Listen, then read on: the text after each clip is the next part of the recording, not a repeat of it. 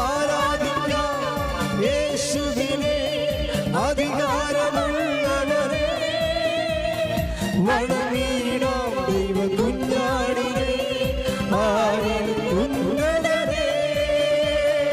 ആരാധിക്കാം യേശു ക്രിസ്തുവിനെ അധികാരമുള്ളവരെ, വണങ്ങിടാം ദൈവ കുഞ്ഞാടിനെ ആരിൽ ഉന്നതനെ. സ്തുതിക്കട്ടെ. ഹല്ലേലൂയ ഹല്ലേലൂയ ഹല്ലേലൂയ ദുരിതങ്ങളിലൂടെ കടന്നു പോകുന്ന മക്കളെ ഈ ആരാധനയിൽ സമർപ്പിച്ച് പ്രാർത്ഥിക്കുന്നു. പ്രത്യേകിച്ച് രോഗികളായിട്ടുള്ള മക്കളെ സമർപ്പിച്ച് പ്രാർത്ഥിക്കുന്നു. ഡിവോഴ്സിന് വക്കീലായിരിക്കുന്ന സഹോദരങ്ങളെ സമർപ്പിച്ച് പ്രാർത്ഥിക്കുന്നു. ജപ്തി നടപടികൾ നേരിടുന്ന മക്കളെ സമർപ്പിച്ച് പ്രാർത്ഥിക്കുന്നു. കടത്താൽ പെരുകുന്ന മക്കളെ സമർപ്പിച്ച് പ്രാർത്ഥിക്കുന്നു. ജോലി ഇല്ലാതെ വിഷമിക്കുന്ന മക്കളെ സമർപ്പിച്ച് പ്രാർത്ഥിക്കുന്നു. വിവാഹപ്രായം കഴിഞ്ഞിട്ടും വിവാഹം നടക്കാത്ത മക്കളെ സമർപ്പിച്ച് പ്രാർത്ഥിക്കുന്നു. ആരാധന പുകഴ്ത്തിടാം യേശുവിനെ ക്രൂശിതയായി, സ്തുതിച്ചിടാം യേശുവിനെ സ്തുതിക്കവൻ യോഗ്യനല്ലോ. പുകഴ്ത്തിടാം യേശുവിനെ ക്രൂശിലെ ജയാളി, സ്തുതിച്ചിടാം യേശുവിനെ സ്തുതിക്കവൻ യോഗ്യനല്ലോ. ആരാധിക്കാം യേശു ക്രിസ്തുവിനെ അധികാരമുള്ളവരെ, വണങ്ങിടാം ദൈവ കുഞ്ഞാടിനെ ആരിൽ ഉന്നതനെ. സ്തുതിക്കട്ടെ. ഹല്ലേലൂയ ഹല്ലേലൂയ ഹല്ലേലൂയ. യേശുവേ സ്തുതിയും പുകഴ്ചയും ഉണ്ടായിരിക്കട്ടെ. ഈ ദിവസങ്ങളിലെ രണ്ട് സഹോദരങ്ങളുടെ സെയിം എക്സ്പീരിയൻസ് എൻ്റെ ശ്രദ്ധയിൽപ്പെട്ടൊരു വിഷയമാണ്. ഒന്ന് സോഫിയ ജോർജ്, അതിൽ ജോർജിൻ്റെ എക്സ്പീരിയൻസ്. രണ്ടാമത്തെ ആൻ്റണി ജോർജ്. ഇവർ രണ്ടുപേരും ഗവൺമെൻറ് ഓഫീസർമാരാണ്. ഇവർ രണ്ടുപേരും പറഞ്ഞിരിക്കുന്ന ഉടമ്പടി എടുക്കുമ്പോഴുള്ള ഒരേ എക്സ്പീരിയൻസാണ്. ഇതിക്ക് മുമ്പ് വേറെ പല ആൾക്കാരും പറഞ്ഞിട്ടുള്ളതാണ്. എൻ്റെ ആധ്യാത്മികമായ അനുഭവ യാത്രയിൽ എനിക്കും പലപ്പോഴും തോന്നിയിട്ടുള്ള സത്യമാണ്. ഇവർ രണ്ടുപേരും പറഞ്ഞിരിക്കുന്നത്, നമ്മളൊരു ക്ലേശത്തിലാണ് ഏതെങ്കിലും വിഷയത്തിൽ. ചിലപ്പോൾ രോഗപീഠ, ചിലപ്പോൾ നമ്മുടെ റിസൾട്ട് നമ്മളുടെ ബയോപ്സിക്ക് നമ്മളുടെ ടെസ്റ്റിന് കൊടുത്തിരിക്കുകയായിരിക്കും നമ്മളുടെ എന്തെങ്കിലും രോഗ കാരണങ്ങൾ. അപ്പോൾ നമുക്കൊരു ടെൻഷനുണ്ടാകും, എന്തായിരിക്കും ഇനി, അത് ക്യാൻസർ ആയിരിക്കും അല്ലോ ആയിരിക്കും എന്ന് നമുക്കൊരു ചെറിയൊരു ഭയമുണ്ടാകും.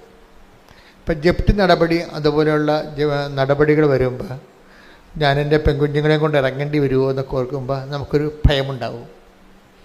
ഇങ്ങനെ ജീവിതം നമ്മൾക്ക് വെച്ച് നീട്ടിത്തരുന്ന ഒരു സംഭവമാണ് സങ്കടം, ഭയം,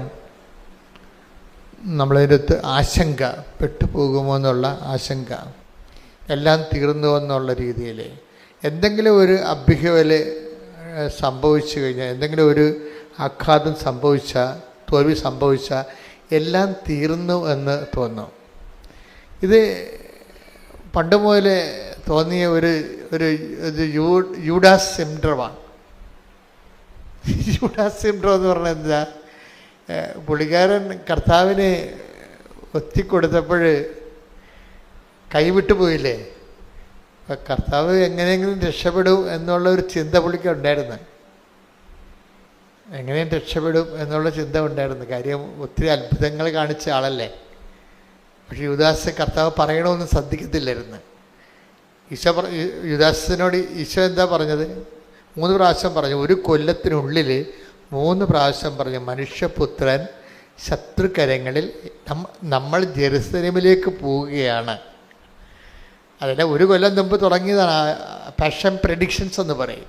പീഡാനുഭവത്തിൻ്റെ പ്രവചനങ്ങൾ അപ്പോസ്തലന്മാരെ പതുക്കെ പതുക്കെ പഠിപ്പിച്ച് ആ യാഥാർത്ഥ്യം അണ്ടർസ്റ്റാൻഡ് ചെയ്യാൻ വേണ്ടി ഈശോ ഒരുക്കുകയാണ്.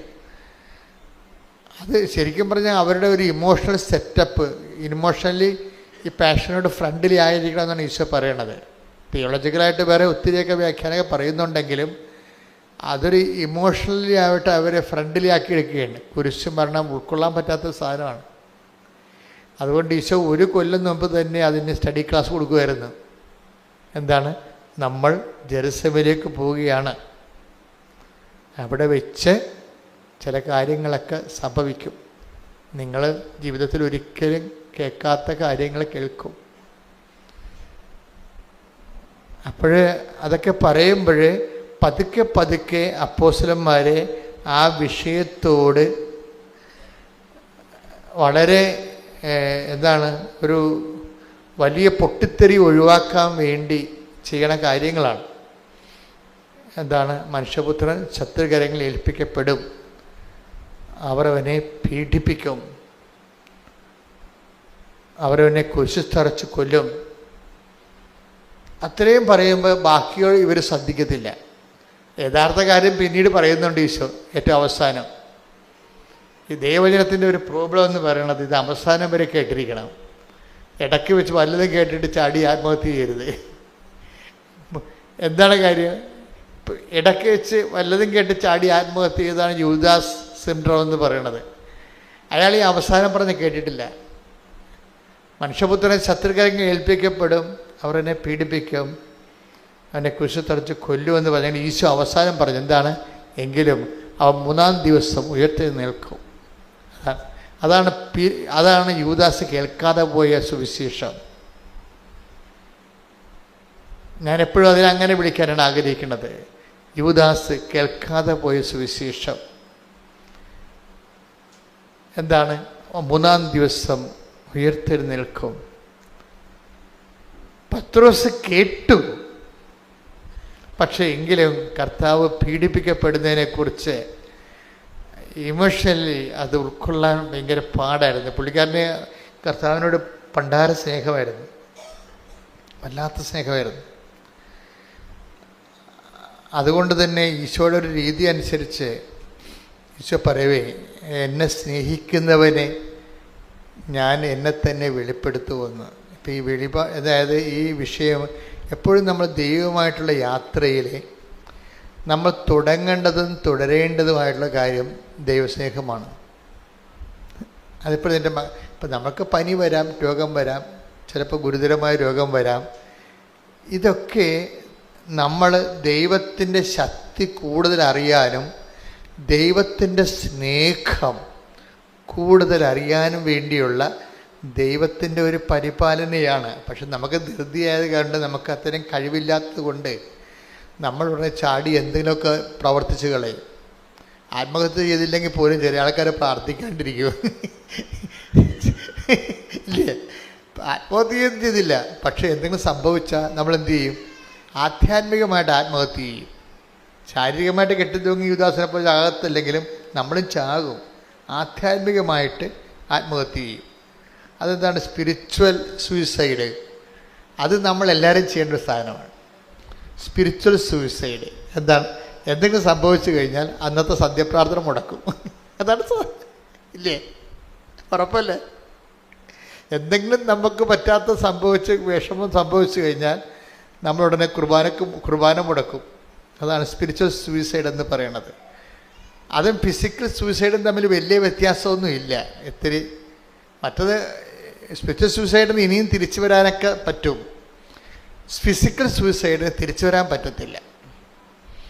അപ്പോൾ ഈ രണ്ടും സംഭവിക്കാൻ സാധ്യതയുണ്ടെന്നറിയാം ശിഷ്യന്മാർക്ക്. ഒന്നെങ്കിൽ ഈ ജെറുസലേമിൽ സംഭവിക്കാൻ പോകുന്ന വിഷയങ്ങൾ അവർ ഓൾ ഓൺ എ സഡൻ കേട്ട് കഴിഞ്ഞാൽ രണ്ട് കാര്യം സംഭവിക്കും. ഒന്നെങ്കിൽ സ്പിരിച്വൽ സൂയിസൈഡ് സംഭവിക്കും. അത് പത്രോസിന് അങ്ങനെ സംഭവിച്ചു. കാര്യം കർത്താവ് പത്രോസോട് പറഞ്ഞായിരുന്നു, നിനക്ക് സ്പിരിച്വൽ സൂയിസൈഡ് സംഭവിക്കും, മറ്റവന് ഫിസിക്കൽ സൂയിസൈഡാണ് സംഭവിക്കുന്നത്. അവൻ തട്ടിത്തൂങ്ങി മരിക്കും. കാര്യം അവൻ ഉയർത്തെഴുന്നേൽപ്പിനെ കുറിച്ച് കേട്ടില്ല. അതുകൊണ്ടാണ്. ഉയർത്തെഴുന്നേൽപ്പിനെക്കുറിച്ച് കേട്ടില്ലെങ്കിൽ കുഴപ്പമാണ്.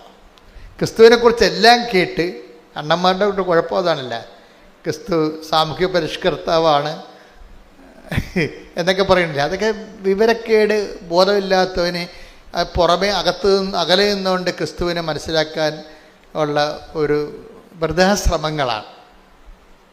ക്രിസ്തു സാമൂഹ്യ പരിഷ്കർത്താവായിട്ട് മന്നത്ത് പരമാനെ പോലെ വന്ന ആളല്ല, ശ്രീനാരായണ ഗുരുവിനെ പോലെ വന്ന ആളല്ല.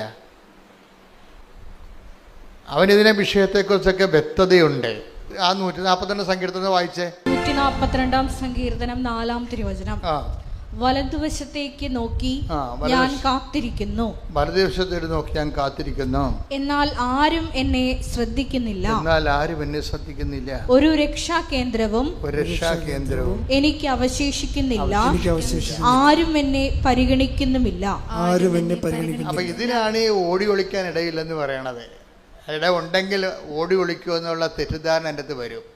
അങ്ങനെയല്ല, ഈശോ വ്യക്തമായ രീതിയിൽ പറഞ്ഞിട്ടുണ്ട്. എന്തിനാണ്? ഈ നിമിഷത്തിന് വേണ്ടിയാണ് ഞാൻ ഇതിലേക്ക് വന്നത്. 12:27 വായിച്ചു. യോഹന്നാൻ 12:27 വായിച്ച്. ശ്രുതികട്ടെ. ഹല്ലേലൂയ, ഹല്ലേലൂയ, ഹല്ലേലൂയ, ഹല്ലേലൂയ. യേശുവേ നന്ദി. ഹല്ലേലൂയ, ഹല്ലേലൂയ.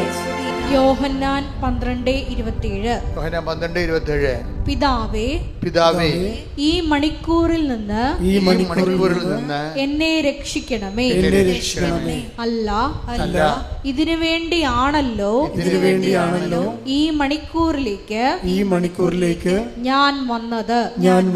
അപ്പൊ മരണത്തെ കർത്താവ് മനുഷ്യന്റെ പാപത്തിന് വേണ്ടിയുള്ള പരിഹാര ബലിയെ ഒഴിവാക്കാൻ പറ്റത്തില്ല. അതാണ് 12:27 പറയുന്നത്. ഓടിയൊടിക്കാനൊന്നും പറ്റത്തില്ല. ഇടവില്ലെന്ന് പറഞ്ഞിട്ട് കാര്യമില്ല. ഇട ഉണ്ടായാലും ഓടിയൊടിക്കാൻ പറ്റത്തില്ല. എന്താ കാര്യം? ഈ മണിക്കൂറിന് വേണ്ടിയാണല്ലോ ഞാൻ. ഒന്നൊരു വായിച്ചേ. ശ്രുതികട്ടെ. ഹല്ലേലൂയ, ഇതിനു വേണ്ടിയാണല്ലോ ഈ മണിക്കൂറിലേക്ക് ഞാൻ വന്നത്. പിതാവേ, അതിൻ്റെ അർത്ഥം ബാക്കി എന്താണെന്ന് അറിയാം. പിതാവേ, അങ്ങേ പുത്രനെ മഹത്വപ്പെടുത്തണമേ. അപ്പോൾ അവിടെ സ്വർഗത്തിൽ നിന്ന് സ്വരവുണ്ടായി, ഇതാ ഞാൻ മഹത്വപ്പെടുത്തുന്നു, ഇനിയും മഹത്വപ്പെടുത്തും. അപ്പം ഇനിയും മഹത്വപ്പെടുത്തും എന്നുള്ളതാണ് റിസറക്ഷൻ എന്ന് പറയണത്, പുനരുദ്ധാനം. Take the bread of God. ശ്രുതികട്ടെ. ഹല്ലേലൂയ, ഹല്ലേലൂയ, ഹല്ലേലൂയ. യോഹന്നാൻ 12:28. യോഹന്നാൻ 12:28. പിതാവേ, അങ്ങയുടെ നാമത്തെ മഹത്വപ്പെടുത്തണമേ. അപ്പോൾ സ്വർഗത്തിൽ നിന്ന് ഒരു സ്വരമുണ്ടായി, ഞാൻ മഹത്വപ്പെടുത്തിയിരിക്കുന്നു, ഇനിയും മഹത്വപ്പെടുത്തും. അപ്പൊ ഇനിയും മഹത്വപ്പെടുത്തുമെന്ന് ഉള്ളതാണ് കർത്താവിൻ്റെ തിരുവുദ്ധാനത്തെക്കുറിച്ചുള്ള പ്രവചനമാണത്. അപ്പം ഈശ്വരനെ ഉയർത്തെഴുന്നേൽപ്പിക്കുമെന്ന് പറയണതാണ്. നീ പാപത്തിന് പരിഹാരം ചെയ്തുകൊണ്ട് എൻ്റെ തിരുമനസ് നിറവേറ്റുമ്പോൾ ഞാൻ നിന്നെ ഇനിയും മഹത്വപ്പെടുത്തും. അത് അപ്പായുടെ വാഗ്ദാനമാണ്. അപ്പ ഈശോയ്ക്ക് നൽകുന്ന വാഗ്ദാന പ്രകാരമാണ് ഈശോയെ ഉയർത്തെഴുന്നേൽപ്പിക്കുന്നത്. ഇതാണ് സുവിശേഷമെന്ന് പറയണത്. ആ ഈശോ മരിച്ചു എന്നുള്ളതല്ല സുവിശേഷം, ഈശോ ഉയർത്തെഴുന്നേറ്റു എന്നുള്ളതാണ് സുവിശേഷം. ഈ സുവിശേഷമാണ് യൂദാസ് ശ്രദ്ധിക്കാതെ പോയത്. ഇതൊരു കൊല്ലമായിട്ട് പറയണതാണ്. ഒന്നാമത്തെ പാഷൻ പ്രഡിക്ഷൻസ് എടുത്ത് ശ്രുതികട്ടെ. ഹല്ലേലൂയ, ഹല്ലേലൂയ, ഹല്ലേലൂയ, ഹല്ലേലൂയ. മത്തായി 16:21. മത്തായി 16:21. അപ്പോൾ മുതൽ യേശു തനിക്ക് ജെറുസലേമിലേക്ക് പോകേണ്ടിയിരിക്കുന്നുവെന്നും ശ്രേഷ്ഠന്മാരിൽ നിന്നും പ്രധാന പുരോഹിതന്മാരിൽ നിന്നും നിയമജ്ഞരിൽ നിന്നും വളരെയേറെ സഹിക്കേണ്ടി വരുമെന്നും താൻ വധിക്കപ്പെടുമെന്നും എന്നാൽ മൂന്നാം ദിവസം ഉയർപ്പിക്കപ്പെടുമെന്നും ശിഷ്യന്മാരെ അറിയിച്ചു തുടങ്ങി. ഇത് ഒരു വർഷം 3 പ്രാവശ്യം ഈശോ പറയുന്നുണ്ട്. ജെറുസലേമിലേക്കുള്ള യാത്ര ആരംഭിച്ച് ഗലീലയിൽ നിന്നാണ് ജെറുസലേമിലേക്ക് യാത്ര ആരംഭിക്കുന്നത്. ഈ യാത്രാ വട്ടങ്ങളിൽ 3 ഘട്ടങ്ങളിലാണിത് പറയണത്. ഈ പറയുന്നതിൻ്റെ പ്രധാനപ്പെട്ട കാര്യം ശിഷ്യന്മാരെ അവരുടെ ഇമോഷണൽ ആയിട്ട് അവരൊന്ന് ട്രീറ്റ് ചെയ്യുകയാണ്. ഒരു ഇമോഷണൽ ട്രീറ്റ്മെൻറ്റാണ് കൊടുക്കുന്നത്. പ്രവചനങ്ങളാണ് നിറവേറുന്നത്. അതിൻ്റെതായിട്ടുള്ള തിയോളജിക്കൽ ഇംപ്ലിക്കേഷൻസൊക്കെ ഉണ്ടെങ്കിലും പർട്ടിക്കുലറായിട്ട് അവിടെ സംഭവിക്കുന്നത് ഇവർക്കൊരു ഇമോഷണൽ ട്രീറ്റ്മെൻറ്റ് കൊടുക്കുകയാണ്. നിങ്ങളിതിനെ ഉൾക്കൊള്ളാൻ തയ്യാറാകണം. ഇപ്പോൾ കൗൺസിലിംഗ് കൊടുക്കത്തില്ലേ? ഡോക്ടർമാർ ഓപ്പറേഷന് മുമ്പ് ഇപ്പം എല്ലാ ഓപ്പറേഷന് മുമ്പ് രോഗിക്ക് കൗൺസിലിംഗ് കൊടുക്കും അല്ലേ? അതായത് അതിൻ്റെ ഇപ്പം ഒരു മരുന്ന് ഇഞ്ചെക്റ്റ് ചെയ്യാൻ പോണ തന്നെ അതിൻ്റെ സൈഡ് ഇപ്പം കീമോയ്ക്ക് മുമ്പ് ഒരു കൗൺസിലിംഗ് കൊടുക്കും. എന്താണ്, മുടിയൊക്കെ പോകും, പിന്നെ കുറച്ച് കഴിയുമ്പോൾ വരും എന്നൊക്കെ അവർ പറയും. അത് കൗൺസിലിംഗ് ആണത്. മുടിയൊക്കെ പോകും, പിന്നെ കുറച്ച് കഴിയുമ്പോൾ വരും. ഞാനങ്ങനെ ഒരു സാക്ഷ്യം കേട്ടായിരുന്നു. പക്ഷെ അങ്ങനെ കൊടുത്തെങ്കിൽ അപ്പോൾ അദ്ദേഹം പറയണത് അങ്ങനെ എന്നോട് പറഞ്ഞെങ്കിലും ആൻ്റണി ജോർജ് പറയണത് എനിക്ക് ഉദരത്തിൽ ക്യാൻസറാണ്. ബയോപ്സിക്ക് വന്നപ്പോൾ അത് ക്യാൻസറാണെന്ന് മനസ്സിലാക്കി. ക്യാൻസർ 3ാം സ്റ്റേജിലാണ്. അപ്പോൾ ഡോക്ടർ വിളിച്ച് എനിക്ക് കൗൺസിലിംഗ് തന്നു. എന്താണ്, കീമോ എടുക്കാൻ പോവുകയാണ്, ഇത് 3ാം സ്റ്റേജാണ്, എനിക്ക് വേറെ ഓപ്ഷൻസ് ഇല്ല, മുടിയെല്ലാം പോകും, പിന്നെ തിരിച്ചു വരുമെന്ന് പറഞ്ഞു. തിരിച്ചു വരും. അപ്പോൾ അതൊരു കൗൺസിലിംഗ് ആണ്. എന്ന് വെച്ച് കഴിഞ്ഞാൽ ഇമോഷണലായിട്ട് ഇയാൾ ഇതിനോട് ഒരു അക്സെപ്റ്റബിളായിട്ട് മാറണം. ട്രീറ്റ്മെൻറ്റാണ് ശരിക്കും. ഇതുപോലെ പാഷൻ പ്രിഡിക്ഷൻസ് എന്ന് പറയുന്ന പീഡാനുഭവ പ്രവചനങ്ങൾ. നമ്മൾ ജെറുസലേമിലേക്ക് പോവുകയാണ്, അവിടെ വെച്ച് മനുഷ്യപുത്രൻ ശത്രുക്കളെ ഏൽപ്പിക്കപ്പെടും, അവനെ വധിക്കും, എന്നാൽ 3ാം ദിവസം ഉയർത്തെഴുന്നേൽക്കും. അപ്പോൾ ആ ഉയർത്തെഴുന്നേൽപ്പിൻ്റെ സുവിശേഷം യൂദാസ് കേട്ടോ ഇല്ലെന്നല്ല, അയാളത് വിശ്വസിച്ചില്ല. അതാണ് പ്രശ്നം. കെട്ടിത്തൂങ്ങാനുണ്ടായിരുന്ന കാരണം എന്താ? യൂദാസ് കെട്ടിത്തൂങ്ങാനുണ്ടായ കാരണം എന്താ? കാരണം ഒന്ന്, കർത്താവിൻ്റെ തിരുവുദ്ധാനത്തിൽ അയാൾ വിശ്വസിച്ചില്ല. അതാണ് പ്രശ്നം. വിശ്വസിച്ചിരുന്നെങ്കിൽ, വിശ്വസിച്ച ഒരാളുണ്ട്, ആരാണ്? പത്രോസിനോട് ചോദിച്ചായിരുന്നു, നീ എൻ്റെ പുനരുദ്ധാനത്തിൽ വിശ്വസിക്കുന്നുണ്ടോ എന്ന് ചോദിച്ചായിരുന്നു. കർത്താവ് ഡയറക്റ്റ് ചോദിച്ചായിരുന്നു. വിശ്വസിക്കാത്ത ചിലരിവിടെ ഉണ്ടെന്ന് ഈശോ പറയുന്നുണ്ട്. വിശ്വസിക്കാത്ത ചിലരിവിടെ ഉണ്ടെന്ന് പറയണമ്പോൾ ശിഷ്യന്മാരെ ഈശോ മനസ്സിലാക്കിയത് പുനരുത്ഥാനത്തിൽ വിശ്വസിക്കാത്തവരും വിശ്വസിക്കുന്നവരുമായിട്ടാണ് മനസ്സിലാക്കിയത്. അതുകൊണ്ട് തന്നെ വിശ്വസിക്കാത്ത ചിലരിവിടെയുണ്ട്. Take the word of God. ശ്രദ്ധിക്കട്ടെ. ഹല്ലേലൂയ, ഹല്ലേലൂയ, ഹല്ലേലൂയ, ഹല്ലേലൂയ, ഹല്ലേലൂയ. യോഹന്നാൻ 6:64 എന്നാൽ വിശ്വസിക്കാത്തവരായി നിങ്ങളിൽ ചിലരുണ്ട്. അവർ ആരെന്നും തന്നെ ഒറ്റിക്കൊടുക്കാനിരിക്കുന്നവൻ ആരെന്നും ആദ്യം മുതലേ അവൻ അറിഞ്ഞിരുന്നു.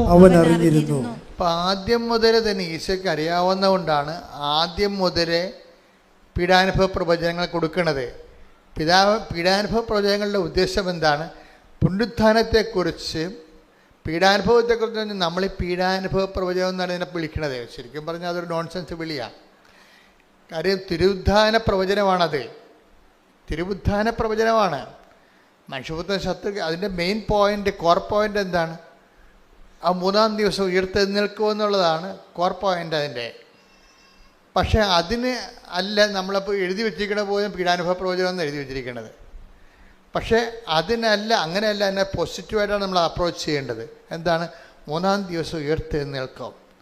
പക്ഷേ അതിന് ഹൈലൈറ്റ് കിട്ടിയില്ല. എന്താ കാര്യം? അതിൽ വിശ്വസിച്ചില്ല. ആര്? യൂദാസ് വിശ്വസിച്ചില്ല. യൂദാസ് കർത്താവിൻ്റെ തിരുവുദ്ധാനത്തെ വിശ്വസിച്ചില്ല. അയാൾ കേട്ടായിരുന്നു അത്, പക്ഷെ അയാൾ വിശ്വസിച്ചില്ല. അപ്പം അതുകൊണ്ടാണ് ഈശോ ഇപ്പം പറഞ്ഞിരിക്കണത്. എന്താ പറഞ്ഞത്? വിശ്വസിക്കാത്തവർ. ഒന്നൊരു വായിച്ചേ. എന്നാൽ വിശ്വസിക്കാത്തവരായി നിങ്ങളിൽ ചിലരുണ്ട്.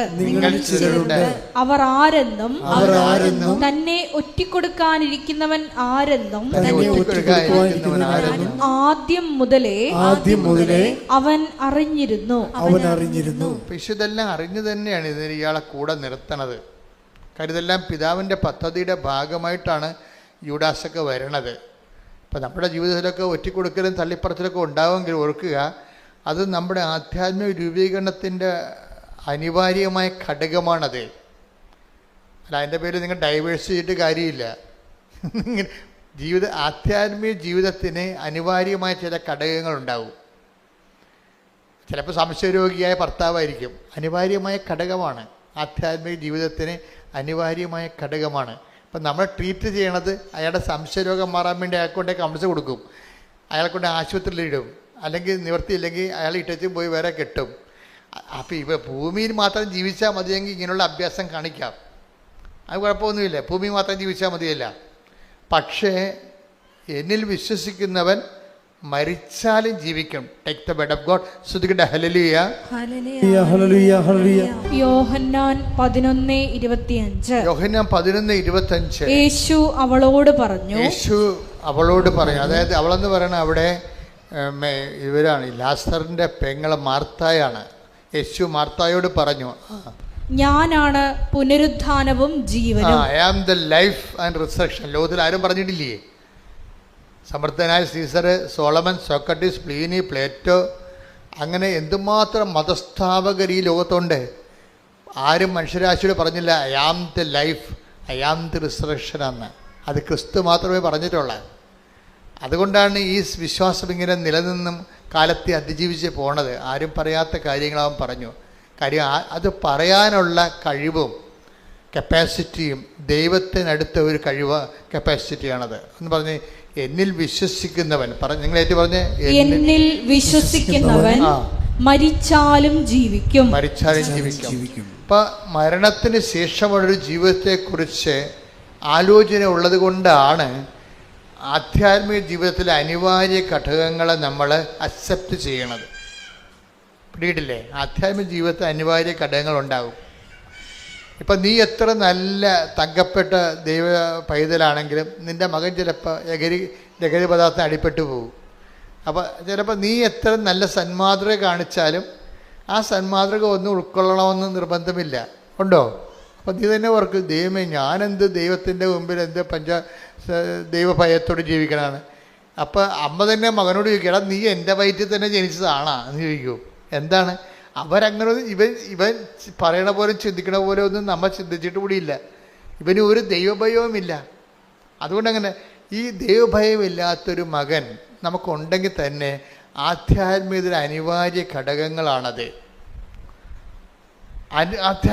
അത് ദൈവം അനുവദിക്കുന്നിടത്തോളം കാലം അതവിടെ തുടരാൻ വേണ്ടി നിങ്ങൾക്ക് ദൈവതിരുസന്നിധിയിൽ ദൈവഹിതം പോലെ അക്സെപ്റ്റ് ചെയ്യും നമ്മളെ. അപ്പോൾ നിങ്ങളോർക്ക് ഇതൊക്കെ ശരിയാകുമോ? ഇപ്പം ഞാനെന്ത് സംഭവിച്ചു? ഞാനിപ്പോൾ നിങ്ങളോട് ആദ്യമേ പറഞ്ഞത് എന്താണ്? ഈ രണ്ട് സാക്ഷികളില്ലേ, ആൻ്റണി ജോർജും അതുപോലെ തന്നെ സോഫിയ ജോർജും. ഇപ്പം ഇതിൻ്റെ അകത്ത് ഈ രണ്ടുപേർക്കും ഗുരുതരമായ അസുഖങ്ങളാണ്. ഈ സോഫിയയുടെ ജോർജിനും അതുപോലെ ആൻ്റണി ജോർജിനും ഒക്കെ ഗുരുതരമായ അസുഖങ്ങളാണ്. ഗുരുതരമായ ഒരാളിന് ഡെങ്കു ഫീവറും ഭയങ്കര ഡെലീറിയമായിട്ട് പോയിട്ട് മരണത്തിലേക്ക് നോക്കുന്ന ആളാണ്. അപ്പോൾ ഈ രണ്ട് കക്ഷികളും ഇവിടെ സാക്ഷ്യപ്പെടുത്തിയിരിക്കുന്നത് ഉടമ്പടി കാലത്ത് ഞങ്ങൾക്ക് അവർ പറഞ്ഞു ബൈ നെയ്ച്ച്. അവർ പറയണത് രണ്ടുപേരും 2 ദിവസം പറഞ്ഞതാണ്, സാക്ഷ്യങ്ങളാണ്. ഞാനിപ്പോൾ ഒന്നായിട്ട് പറയണതാണ്. ബൈ നേച്ചർ ഞാൻ നിസ്സാര കാര്യങ്ങളിൽ പോലും വല്ലാത്ത സങ്കടം കാണിക്കുന്ന ആളാണ്, സംഘർഷം കാണിക്കുന്ന ആളാണ്. നിസ്സാര കാര്യങ്ങളെ ഉണ്ടാകത്തുള്ളൂ. ഞാൻ പെട്ടെന്ന് ടെൻഷനാവും, പെട്ടെന്ന് ഭീതിയാവും, എനിക്ക് ഭക്ഷണം കഴിക്കാൻ തോന്നത്തില്ല, ആരോടും മിണ്ടത്തില്ല. അങ്ങനെ ഈ രണ്ട് കക്ഷികളും പറഞ്ഞ ഇതാണ്. പക്ഷെ ഉടമ്പടി എടുത്തു കഴിഞ്ഞപ്പോൾ ഇവർക്ക് രണ്ടുപേർക്കും മരണകരമായ രോഗമാണ് പെട്ടിരിക്കുന്നത്. പക്ഷെ ഉടമ്പടി എടുത്ത് ഉടമ്പടി പ്രൊസീജിയറിലോട്ട് പോയി കഴിയുമ്പോൾ ഇവർക്ക് ആന്തരികമായൊരു അഭിഷേകം കിട്ടും. എന്താണ്? ഇപ്പോഴും ഞാൻ പുല്ലിൻ്റെ പുറത്തുകൂടി, ഇപ്പം ജോർജൊക്കെ പറയുന്നത്, ഇപ്പം ഞാൻ പുല്ലിൻ്റെ പുറത്തുകൂടി നടക്കുന്ന പോലെ ഞാനങ്ങനെ ഫീൽ ഫ്രീ ആണെന്ന്. ഇതിനാണ് പുള്ളി പറയുവേ, എൻ്റെ പഴയ പ്രശ്നത്തിന് മാറ്റമൊന്നും ഇല്ല, ആ പ്രശ്നം അതുപോലെ തന്നെ ഉണ്ട്, പക്ഷേ I don't feel it now. പ്രശ്നങ്ങളങ്ങനെ ഉണ്ട്, അതുപോലെ നിൽക്കുന്നുണ്ടെങ്കിലും എനിക്കിപ്പോൾ അത് ഫീൽ ചെയ്യുന്നില്ല. ഇതിനാണ് ആന്തരിക അഭിഷേകം എന്ന് പറയുന്നത്. അത് ഭയങ്കരമാണ് ശരിക്കും പറഞ്ഞാൽ. ക്രിസ്തീയമായിട്ടുള്ള എല്ലാ അനുഗ്രഹങ്ങളുടെയും ഒരു അടിസ്ഥാന ഘടകം അഭിഷേകമെന്ന് പറയും. അതായത് ദൈവ സ്നേഹം നമ്മളിൽ നിറഞ്ഞു കഴിയുമ്പോൾ നമ്മൾ സത്യസന്ധമായിട്ടാണ് ഇത് ഫോളോ ചെയ്യണമെന്ന് ദൈവത്തിന് മനസ്സിലായി കഴിഞ്ഞാൽ നമ്മുടെ ആന്തരിക ഇമോഷണലായിട്ടുള്ള ആന്തരിക വൈകാരികമായ മേഖലകളെ ദൈവം അഭിഷേകം ചെയ്യും. നമുക്കത് ഫീൽ ചെയ്യത്തില്ല. നമ്മൾ പോകുന്നത് വളരെ മോശം കണ്ടീഷനിലൂടെയാണെങ്കിലും നമ്മൾക്ക് അത് ഫീൽ ചെയ്യത്തില്ല. ഇത് പ്രാർത്ഥനയിൽ എനിക്ക് തോന്നുന്നത് ആദ്യം നമ്മൾ വാങ്ങിച്ചെടുക്കേണ്ട അനുഗ്രഹം ഇതാണ്. കാര്യം എപ്പോഴും നമ്മൾ ഓർത്തേക്കണം. കാര്യം ഈ ടെൻഷൻ, ഇപ്പോൾ നിങ്ങൾ പ്രസവിക്കാൻ പോണവരാണെങ്കിലും നിങ്ങൾക്ക് ഡെലിവറി ടൈം ആകുമ്പോൾ ഭയങ്കര ഉത്കണ്ഠയാണ്. അപ്പോൾ ഡോക്ടർമാരാണെങ്കിൽ ഇപ്പോഴത്തെ ഒരു അവസ്ഥ എന്ന് വെച്ചാൽ ഉത്കണ്ഠ ഇല്ലാത്തവനും ഉണ്ടാക്കി തരണ രീതിയാണ് അവർ പറയണത്. കൊച്ചു തിരിഞ്ഞു വരത്തില്ല, കീറാൻ പോവുകയാണ്, ചിലപ്പോൾ കൊച്ചിനെ 1 മാസം കാണാൻ പറ്റത്തില്ല. അവരെല്ലാം നേരത്തെ പറയും. അവരെല്ലാം നേരത്തെ പറയുന്നത് വെച്ച് കഴിഞ്ഞാൽ എന്തെങ്കിലും സംഭവിച്ചാൽ പിന്നെ, അല്ലെങ്കിൽ നിങ്ങൾ പറയത്തില്ലേ ഇവിടെ ഒരു കുഴപ്പമില്ല, ഞാൻ വന്നതാണ്, ഇപ്പം ഞാൻ ഇങ്ങനെ പോയി, ഇയാളാണ് കുഴപ്പമെന്ന് ഡോക്ടറിനെതിരെ കേസ് കൊടുക്കും. അത് കാരണം അവരില്ലാത്തതൊക്കെ നേരത്തെ പറഞ്ഞു പിടിപ്പിക്കും. അപ്പം നമ്മൾക്ക് എന്താ വരണത്? നമ്മൾ സംഘർഷം കയറി തലക്ക് വെളിവില്ലാത്ത രീതി നടക്കും. അപ്പോൾ ഇതുപോലെ നമ്മളെ പാസിഫൈ ചെയ്യുന്നതിനുപരി ഇതുപോലെയുള്ള സംഘർഷ സാധ്യതകളുടെ സമയത്ത് നമുക്ക് വേണ്ടത് അഭിഷേകമാണ്. അപ്പം നിങ്ങൾ ഈ ഉടമ്പടിക്കാലത്ത് എപ്പോഴും ശ്രദ്ധിക്കേണ്ടത്, ഉടമ്പടിയിൽ ഒത്തിരിയേറെ ഫോർമുലയുണ്ട്. ഇങ്ങനെ ദൈവമായിട്ട് ഇൻട്രാക്ട് ചെയ്തിരിക്കാൻ സത്യസന്ധമായിട്ട്. പാപവും ഒന്ന് ഒഴിവാക്കിയാൽ മതി, എനിക്കങ്ങനെ തോന്നിയിരിക്കണത്. അല്ലെങ്കിൽ ഉടമ്പടി എടുക്കുന്നവർ വളരെ വൃത്തിയായിട്ടാണ് ജീവിക്കണത്. അപ്പം അതൊന്ന് ആ മേഖല ഒന്ന് ശ്രദ്ധിച്ചാൽ മതി. ശ്രദ്ധിച്ച് കഴിഞ്ഞിട്ട് നിങ്ങളെ പ്രാർത്ഥനയുടെ ടൈം ഒന്ന് കൂട്ടിയിരിക്കണം. ഇപ്പം പ്രാർത്ഥനയുടെ ടൈം ഒന്ന് കൂട്ടിക്കഴിഞ്ഞാൽ നിങ്ങൾ ആദ്യം പ്രാർത്ഥിക്കേണ്ടത്, കൂടുതൽ പ്രാർത്ഥിക്കാൻ വേണ്ടി ഉള്ള കൂടുതൽ സമയം ദൈവദിവസത്തിന് ചെലവഴിക്കാൻ വേണ്ടി നിങ്ങൾ പ്രത്യേകം പ്രാർത്ഥിക്കണം. ഒരു ഉടമ്പടി എടുത്തു എന്നല്ല, ഉടമ്പടി എടുക്കുമ്പോൾ ഒരു നിയോഗം വെക്കേണ്ടത് ഇതാണ്: കുറച്ച് സമയം കർത്താവിൻ്റെ തിരുസന്നിധി. ഇപ്പം ഞാൻ ഈ ദിവസങ്ങളിലൊക്കെ പ്രാർത്ഥിക്കണം എന്താണെന്ന് എനിക്കറിയാവോ? അതായത് ദിവ്യകുർബാന സ്വീകരിച്ച് കഴിഞ്ഞ് എനിക്ക് കുറച്ച് സമയം, ആ സമയം കർത്താവ് എന്നോട് സംസാരിക്കണം, എനിക്ക് കർത്താവിനോട് സംസാരിക്കണം. അതാണ് ഞാൻ ഈ ഒരാഴ്ച മുഴുവൻ പ്രാർത്ഥിച്ചുകൊണ്ടിരുന്നത്. എനിക്കതിലെന്തോ ഒരു കുറവുണ്ടെന്ന് എനിക്ക് തോന്നിപ്പോയത് കൊണ്ട് ഞാൻ പ്രാർത്ഥിച്ചാൽ കുർബാന സ്വീകരിക്കുന്ന സമയത്ത് എനിക്ക് മുമ്പത്തേക്കാൾ കൂടുതലായിട്ട് അങ്ങയോട് സംസാരിക്കാനും അങ്ങ് പറയണത് എനിക്ക് മനസ്സിലാകാനും അങ്ങനെ ഒരു ഇൻറ്റിമസി ഫീൽ ചെയ്യാൻ എന്നെ അനുഗ്രഹിക്കണം. അതാണ് എൻ്റെ പ്രാർത്ഥന. അതുപോലെ നിങ്ങളും പ്രാർത്ഥിക്കണം. എന്താ വെച്ചാൽ ഉടമ്പടി എടുത്തു കഴിയുമ്പോൾ നിങ്ങൾ ദൈവത്തോട് കൂടുതൽ അടുക്കാൻ വേണ്ടി, അടുത്ത് കഴിഞ്ഞാൽ ഉണ്ടായ ഗുണം എന്ന് പറയുക, നമുക്ക് ഈ വചനം വായിക്കാൻ തന്നെ ഒരു അഭിഷേകം കിട്ടും. പ്രാർത്ഥിക്കാൻ വേറെ അഭിഷേകമുണ്ട്. പ്രാർത്ഥിക്കുന്നത് വല്ലാത്ത ഒരു സന്തോഷമായിട്ട് നമുക്ക് തോന്നും. ഇപ്പം നിങ്ങൾ എങ്ങനെയെങ്കിലും പ്രാർത്ഥിച്ച് അവസാനിപ്പിച്ച് ഈ പൂച്ച കുറിച്ചൊക്കെ പോലെ ചാടിപ്പുറത്ത് ചാടണമെന്നല്ലേ? അങ്ങനെ നിങ്ങൾ ചാടിപ്പുറത്ത് നിങ്ങൾ പ്രാർത്ഥിച്ചൊരു കാര്യമില്ലെന്ന് ഞാൻ പറയത്തുള്ളൂ. കഥയുമില്ല. കാരണം അതിന് രജിസ്റ്റർ ആകത്തില്ല. ദൈവദിവസം നിങ്ങൾ എന്തെങ്കിലും കാട്ടിക്കൂറി ഒപ്പിച്ചുണ്ടാക്കിയിട്ട് ആർക്കാനും വേണ്ടി ഓക്കാനിക്കണ പോലെയൊക്കെ പ്രാർത്ഥിക്കത്തില്ലേ? അഭ്യാസമൊന്നും കാണിച്ചിട്ട് കാര്യമില്ല. ഇങ്ങനെ എത്ര അഭ്യാസക്കാർ ദൈവം കണ്ടതാണ്. അപ്പം അതുകൊണ്ട് അതിന് നിങ്ങൾ ചെയ്യേണ്ട കാര്യം എന്ന് വെച്ച് കഴിഞ്ഞാൽ പ്രാർത്ഥിക്കാനുള്ള ഒരു വരപ്രസാദം, കൂടുതൽ സമയം. കഴിഞ്ഞ ദിവസങ്ങളിലെ ഒരു സാക്ഷ്യം ഉണ്ടായിരുന്നു. ഒരു ഡിപ്ലോമാറ്റായിരുന്നു, UN ഡിപ്ലോമാറ്റ്. UN ഡിപ്ലോമാറ്റിൽ അവർക്ക് ജോലി കിട്ടാനുള്ള യാതൊരു സാധ്യതയുമില്ല. അവർ മലയാളി ലേഡിയാണ്. അവർ താമസിക്കുന്നത് തെക്കേ വടക്കേ ഇന്ത്യയിലാണെങ്കിലും ഇപ്പം UN ഡിപ്ലോമാറ്റിൽ അവർക്ക് ജോലി കിട്ടാനുള്ള, അവിടെ കോമ്പറ്റേറ്റീവ് ആയിട്ടുള്ള ഒപ്പോണൻസൊക്കെ വരണത് വല്ല ഇൻ്റർനാഷണൽ ലെവലിലുള്ള ആൾക്കാരാണ് വരണത്. അപ്പം അവരോട് കിടപിടിക്കുന്ന രീതിയിൽ ഇൻ്റർവ്യൂവിനെ പ്രസൻറ്റ് ചെയ്യാൻ, പെർഫോം ചെയ്യാൻ ഇവർക്ക് പറ്റണില്ല. അപ്പോൾ ഇവർ ആ കാര്യം, അവളുടെ കഴിവ് കേടുകൾ അവളുടെ അമ്മ ഉടമ്പടി എടുത്തപ്പോൾ ഇവൾക്കൊരു കുഴപ്പമുണ്ട്. കാര്യം ഇവൾക്ക് അമ്മ എപ്പോഴും ഉടമ്പടിയെക്കുറിച്ചൊക്കെ പറയുന്നുണ്ടെങ്കിലും ഇവളത് അമ്മയോട് കുറച്ച് കാര്യമൊക്കെ ഉള്ളത് കാരണം അതുപോലെ ശ്രദ്ധിച്ച് കേൾക്കുമെന്നല്ലാതെ ഒന്നും അനുസരിക്കത്തില്ല, പ്രാർത്ഥിക്കത്തൊന്നുമില്ല. കേൾക്കും, ശരി എന്നൊക്കെ പറയും. കാരണം അമ്മയുമായിട്ട് ഇടിവെക്കാൻ കഴിയില്ല, അമ്മക്കൊരു വിഷമം ഉണ്ടാക്കാൻ കഴിയില്ല. പക്ഷേ ഇവൾക്ക് വിശ്വസിക്കത്തില്ല. ഇവൾ അമ്മ പറഞ്ഞൊക്കെ കേൾക്കും, പക്ഷെ വിശ്വസിക്കത്തില്ല. അങ്ങനെ ഒരു വർഗമുണ്ട് കുറേ പേര്. പറയണ എല്ലാം കേൾക്കും, ഇപ്പം ഞാൻ പറയണ കേൾക്കും, പക്ഷെ വിശ്വസിക്കത്തില്ല. അങ്ങനെ ഒരു ടൈപ്പാണ് ഇവൾ. കാര്യം അവൾക്ക് പ്രത്യേകിച്ച് കാര്യമൊന്നുമില്ല. പത്താഴം പെറ്റ് ചക്കി കുത്തി അമ്മ വെച്ച് ഞാനുണ്ട്, നമുക്ക് കുഴപ്പമില്ലല്ല, ഭക്ഷണം കിട്ടണമല്ല. അതുകൊണ്ട് അവർക്ക് ദൈവത്തിനെ വേണമെന്ന് തോന്നണില്ല. ഇപ്പം ഈ കക്ഷിക്കൊരു കുഴപ്പമായി. ഇപ്പോൾ ഇവിടെ കോമ്പറ്റേറ്റീവ് സൈഡിലേക്ക് വന്നപ്പോൾ ഒപ്പോണൻസ് ഒത്തിരി പവർഫുള്ളാണ്. അത് ഇൻ്റർനാഷണൽ ഒപ്പോണൻസാണ് വരുന്നത്. പക്ഷേ മാതാവ് ഇവൾക്ക് ആ ജോലി കൊടുത്ത്, അത് ഭയങ്കര രസമാണ്. അവൾ എന്ത് ചെയ്ത്, അവളൊക്കെ അപ്പോഴ് അമ്മ ഉടമ്പടി എന്താണെന്ന് മനസ്സിലായി. ഇപ്പോഴെന്നാ പറ്റിയിരിക്കണത്, എന്നിട്ട് അവൾ ആ ഡിപ്ലോമാറ്റ് പ്രൊവിഷൻസി തന്നെ അവൾ ടിക്കറ്റ് എടുത്തിട്ട് വന്ന് ഇവിടെ വന്ന് സാക്ഷ്യം പറയാൻ വേണ്ടി മാത്രം ഇന്ത്യയിൽ വന്നു. എന്നിട്ട് തിരിച്ച് UN-ലേക്ക് തിരിച്ചു പോയവരെ സാക്ഷ്യം പറയാൻ വേണ്ടി മാത്രം വന്നതാണ്. കാര്യം അവൾ പറയണ കാര്യം വെച്ചാൽ അത് ദൈവം എൻ്റെ കൂടെ നിന്നത് കൊണ്ടാണ് എനിക്ക് അങ്ങനെ എൻ്റെ വളരെ ഗുരുതരമായ ഒപ്പണൻസ് ഉണ്ടെങ്കിലും എനിക്കതിനെ കവർ ചെയ്ത് കർത്താവിനെ പ്ലേസ് ചെയ്തെന്ന് പറയും. ഇപ്പോഴവളുടെ പ്രശ്നം വെച്ച് കഴിഞ്ഞാൽ അമ്മ പറയണത് അവൾ 4 മണിക്കൂറൊക്കെയാണ് ഇപ്പോൾ കർത്താവിൻ്റെ അടുത്ത് ഇരിക്കണമെന്ന്.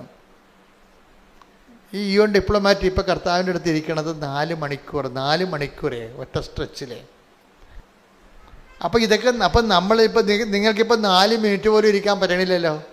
നിങ്ങൾ പ്രെയർ ടൈം കൂടുതൽ നേരം കർത്താവിൻ്റെ കൂടെ ഇരിക്കാൻ നിങ്ങൾക്ക് അനുഗ്രഹം കിട്ടിയാൽ ഈ ആൻ്റണി ജോർജിനും മറ്റേ സോഫിയ ജോർജിനും ഈ ആൻ്റണി ജോർജിനും ഉണ്ടായ ആ അനുഭവം നിങ്ങൾക്കുണ്ടാകും. എന്താണ്? ആന്തരിക അഭിഷേകം ഉണ്ടാകും. അത് പ്രെയറിന് മാത്രമേ തരാൻ പറ്റത്തുള്ളൂ. നമ്മുടെ ഈ പ്രെയർ എന്ന് പറയുമ്പോൾ ആന്തരിക അഭിഷേകം ഉണ്ടായിക്കഴിഞ്ഞാൽ ഈ നിസ്സാര കാര്യങ്ങളിൽ ഇപ്പോൾ ചില ആൾക്കാർ പെട്ടെന്ന് ടെൻസ്ഡായി പോലെ എല്ലാ വിഷയങ്ങളോടും ഒരു വേദി ഒക്കെ ഉണ്ടാകുമ്പോൾ കുഞ്ഞു കാര്യങ്ങളെ പോലും പെട്ടെന്ന് സങ്കടപ്പെടുന്ന സ്വഭാവമില്ലേ? അതിന് വേണ്ടത് ആന്തരിക സൗഖ്യമല്ല വേണ്ടത്, ആന്തരിക ഇന്നർ അനോയിൻറ്റിങ്ങാണ് വേണ്ടത്. ഇന്നർ അനോയിൻറ്റിങ് പ്രാർത്ഥനയുടെ ഒരു ഭാഗമാണ്.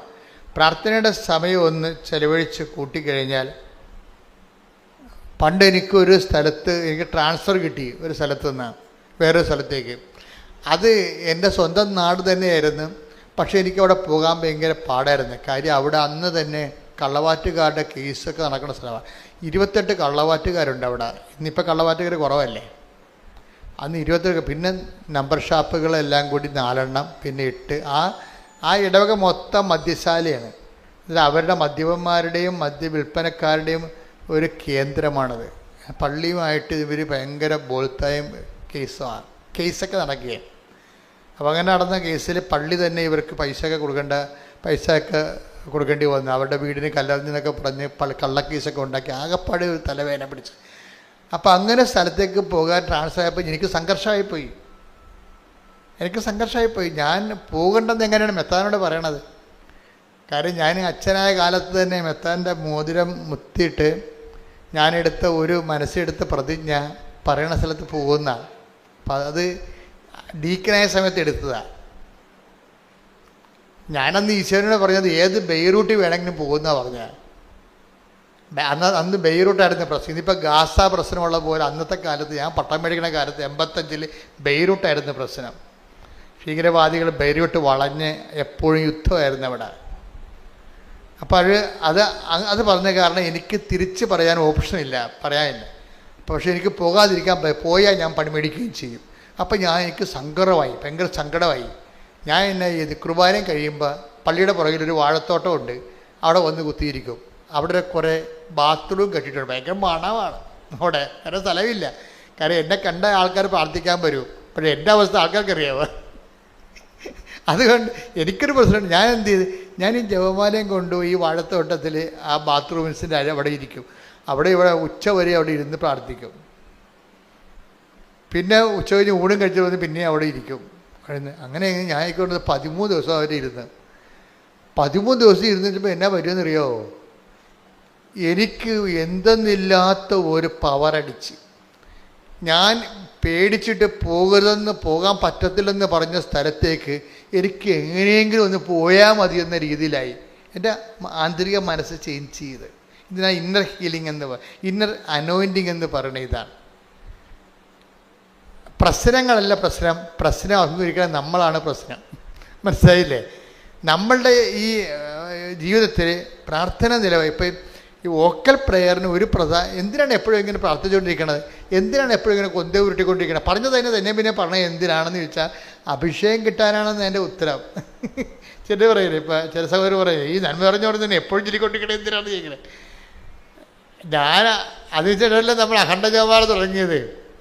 അഖണ്ഡ ജപമാല ഞാൻ എൻ്റെ ജീവിതത്തിൽ ജപമാല എനിക്ക് തന്ന അനുഭവം കൊണ്ടാണ് പിന്നീട് ജപമാല കാര്യമുണ്ടെന്ന് മനസ്സിലാക്കിയപ്പോഴാണ് ഞാൻ ആ 93 അനുഭവം. ഞാനിവിടെ 2002 ഇവിടെ ആ അനുഭവം ആൾക്കാർക്ക് പകർന്നു കൊടുക്കാൻ വേണ്ടിയാണ് അഖണ്ഡ ജപമാല ആരംഭിച്ചത്.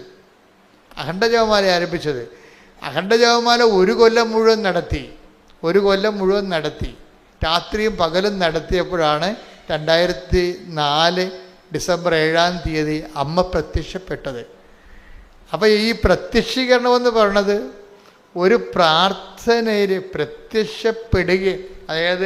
പ്രത്യക്ഷപ്പെടുകയല്ല ശരിക്കും ചെയ്യണത്, പ്രത്യക്ഷപ്പെടുത്തുകയാണ് ചെയ്യണത്. എപ്പോഴും ഓർത്തേക്കണം. അപ്പോൾ ഉദാഹരണത്തിന് അത് വായിച്ച് അപ്പോസ്തല പ്രവർത്തനങ്ങൾ 10-ാം അധ്യായം 37 മുതലുള്ള തിരുവചനങ്ങൾ. യോഹന്നാൻ പ്രസംഗിച്ച സ്നാനത്തിന് ശേഷം ഗലീലയിൽ ആരംഭിച്ച് യൂദയ മുഴുവനിലും സംഭവിച്ച കാര്യങ്ങൾ നിങ്ങൾക്ക് അറിവുള്ളതാണല്ലോ. നസ്രായനായ യേശുവിനെ പരിശുദ്ധാത്മാവിനാലും ശക്തിയാലും ദൈവം എങ്ങനെ അഭിഷേകം ചെയ്തുവെന്നും അവൻ എപ്രകാരം ഞാൻ ഇന്നർ ഹീലിംഗ് ഇന്നർ അനോയിന്റിംഗ് എന്ന് പറയണത്. എന്താണ് ഈ പ്രാർത്ഥിക്കുമ്പോൾ 2 സംഭവിക്കും. എന്താണ് ആ വചനം ഏതാണ്? നമ്പർ എത്രയാണ്? 10:38. ഒന്നിനു വായിച്ചേ. നസ്രായനായ യേശുവിനെ പരിശുദ്ധാത്മാവിനാലും ശക്തിയാലും ദൈവം എങ്ങനെ അഭിഷേകം ചെയ്തുവെന്നും അവൻ എപ്രകാരം നന്മ പ്രവർത്തിച്ചുകൊണ്ടും പിശാചിനാൽ പീഡിപ്പിക്കപ്പെട്ടവരെ സുഖപ്പെടുത്തിക്കൊണ്ടും ചുറ്റി സഞ്ചരിച്ചുവെന്നും നിങ്ങൾക്കറിയാം.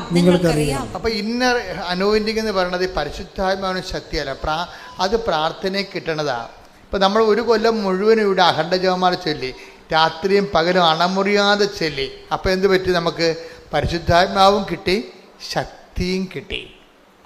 അതിൻ്റെ ഫലമായിട്ടാണ് ആ അഖണ്ഡ ജപമാല കഴിഞ്ഞ് അത് ഒക്ടോബർ മാസം കഴിയുമ്പോൾ ഡിസംബർ മാസത്തിൽ അമ്മ മാതാവിൻ്റെ പ്രത്യക്ഷീകരണം സമയഘടികാരം നെഞ്ചിൽ ചാർത്തിക്കൊണ്ട്. നിങ്ങൾക്ക് കൃപാസനത്തിൽ വരുമ്പോൾ ഉണ്ടാകുന്ന ഗുണം എന്താണെന്നറിയാവോ?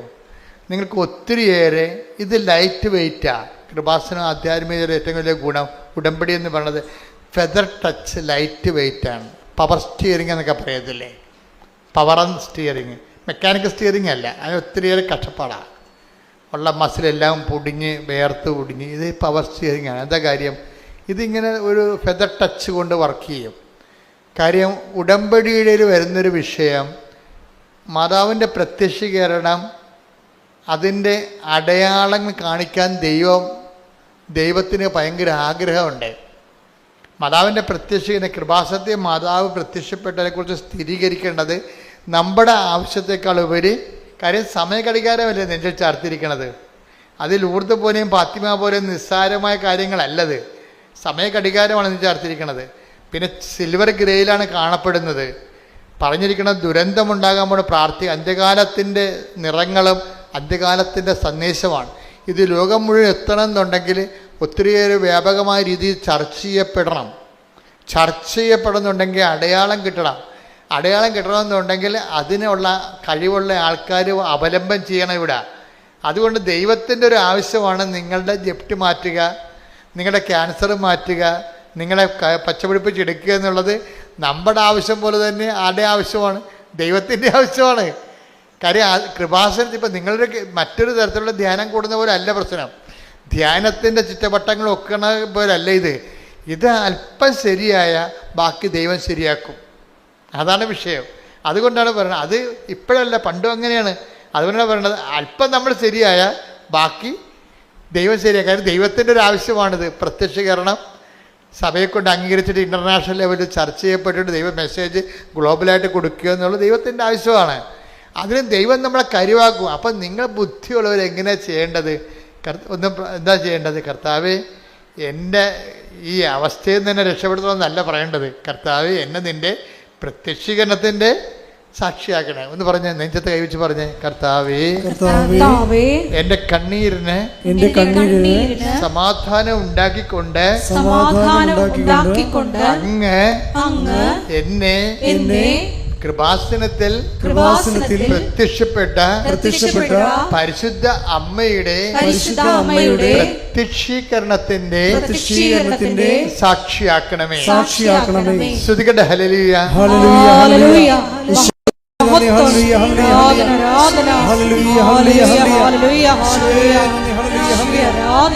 പരിശുദ്ധ അമ്മയുടെ പ്രതിഷേധത്തിന്റെ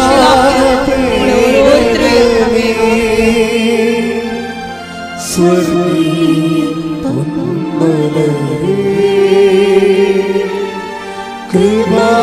കൃപാസനത്തിൻ്റെ അമ്മേ,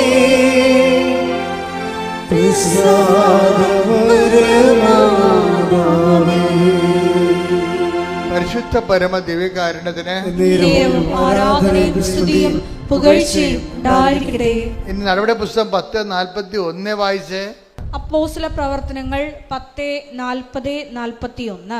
അപ്പോസ്തല പ്രവർത്തനം 10:40-41. എന്നാൽ ദൈവം അവനെ മൂന്നാം ദിവസം ഉയർപ്പിക്കുകയും പ്രത്യക്ഷനാക്കുകയും ചെയ്തു. എല്ലാവർക്കുമല്ല സാക്ഷികളായി ദൈവം മുൻകൂട്ടി തിരഞ്ഞെടുത്ത ഞങ്ങൾക്ക് മാത്രം. അപ്പൊ 2-3 കാര്യങ്ങൾ അതിൻ്റെ അകത്ത് ഉള്ളത്. എന്താ കാര്യം? ഒന്ന് വായിച്ചത് 10:40-41 വായിച്ച്. എന്നാൽ ദൈവം അവനെ മൂന്നാം ദിവസം ഉയർപ്പിക്കുകയും പ്രത്യക്ഷനാക്കുകയും ചെയ്തു. അപ്പൊ എങ്ങനെ പ്രത്യക്ഷനാവുകയല്ല, പിന്നെന്താണ്? പ്രത്യക്ഷൻ ആക്കുകയാണ്. ഈ പ്രത്യക്ഷീകരണം എല്ലാം ആക്കുകയാണ് ചെയ്യണത്. ഇപ്പം കൃപാസന ആൾക്കാരെ ജീവനോടെ മാതാവ് പ്രത്യക്ഷപ്പെട്ടത് പ്രത്യക്ഷ ആയതല്ല ശരിക്കും പറഞ്ഞാൽ. പിന്നെ എന്താണ്? ദേവപിതാവ് ആക്കിയതാണ്. അപ്പോൾ അപ്പോഴും നമ്മൾ പ്രത്യക്ഷീകരണത്തിൻ്റെ സാക്ഷിയാക്കാൻ വേണ്ടി നമ്മൾ പ്രാർത്ഥിക്കുമ്പോൾ ഓർക്കേണ്ടത് ഈ വിഷയത്തിൽ പിതാവ് പ്രൈമറി ഇൻട്രസ്റ്റ് ആരുടേതാണ്? പിതാവായ ദൈവത്തിൻ്റെ ഇൻട്രസ്റ്റാണ്. കാര്യം അമ്മയെ പ്രത്യക്ഷയാക്കിയതാണ്. അതുകൊണ്ട് തന്നെ നിങ്ങളും പറയണം, എന്നെയും പ്രത്യക്ഷീകരണത്തിൻ്റെ സാക്ഷി ആക്കണമെന്ന് പറയണം. മനസ്സിലായില്ലേ? പ്രാർത്ഥന അങ്ങനെ പോകേണ്ടത്. എന്നെയും എന്ന് പറഞ്ഞ എന്നെയും പ്രത്യക്ഷീകരണത്തിന്റെ സാക്ഷി ആക്കണമേ. ഇവിടെ വിഷയം എന്ന് പറയണത് എല്ലാവർക്കും അല്ല എന്ന് പറഞ്ഞിട്ടുണ്ട്. അത് ദൈവാനുഭവത്തെ പറ്റി പറയുമ്പോഴേ എല്ലാവർക്കും നമുക്ക് ഇപ്പം എല്ലാവരുടെയും മേൽ എൻ്റെ ആത്മാവിനെ അയക്കുമെന്ന് പറഞ്ഞാലും എല്ലാവരും സ്വീകരിച്ചോ എന്നുള്ളത് വേറെ വിഷയമാണ്. ഇതാണ് പ്രശ്നം.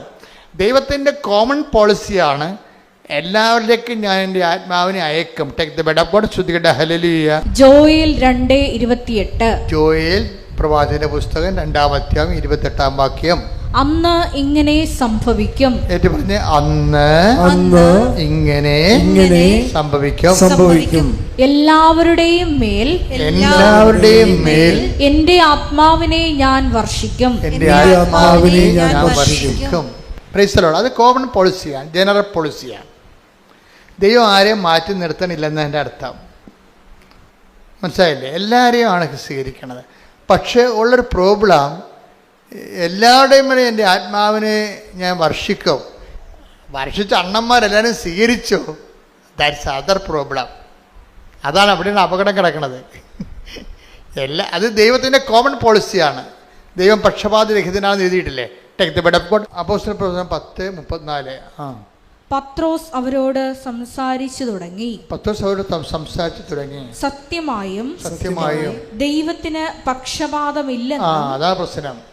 ഞാൻ എല്ലാവരുടെയും മേൽ എൻ്റെ ആത്മാവിനെ അയക്കുമെന്ന് ജോയേൽ 2:28 പറയുന്നുണ്ടെങ്കിൽ അതിൻ്റെ അർത്ഥം എന്താണ്?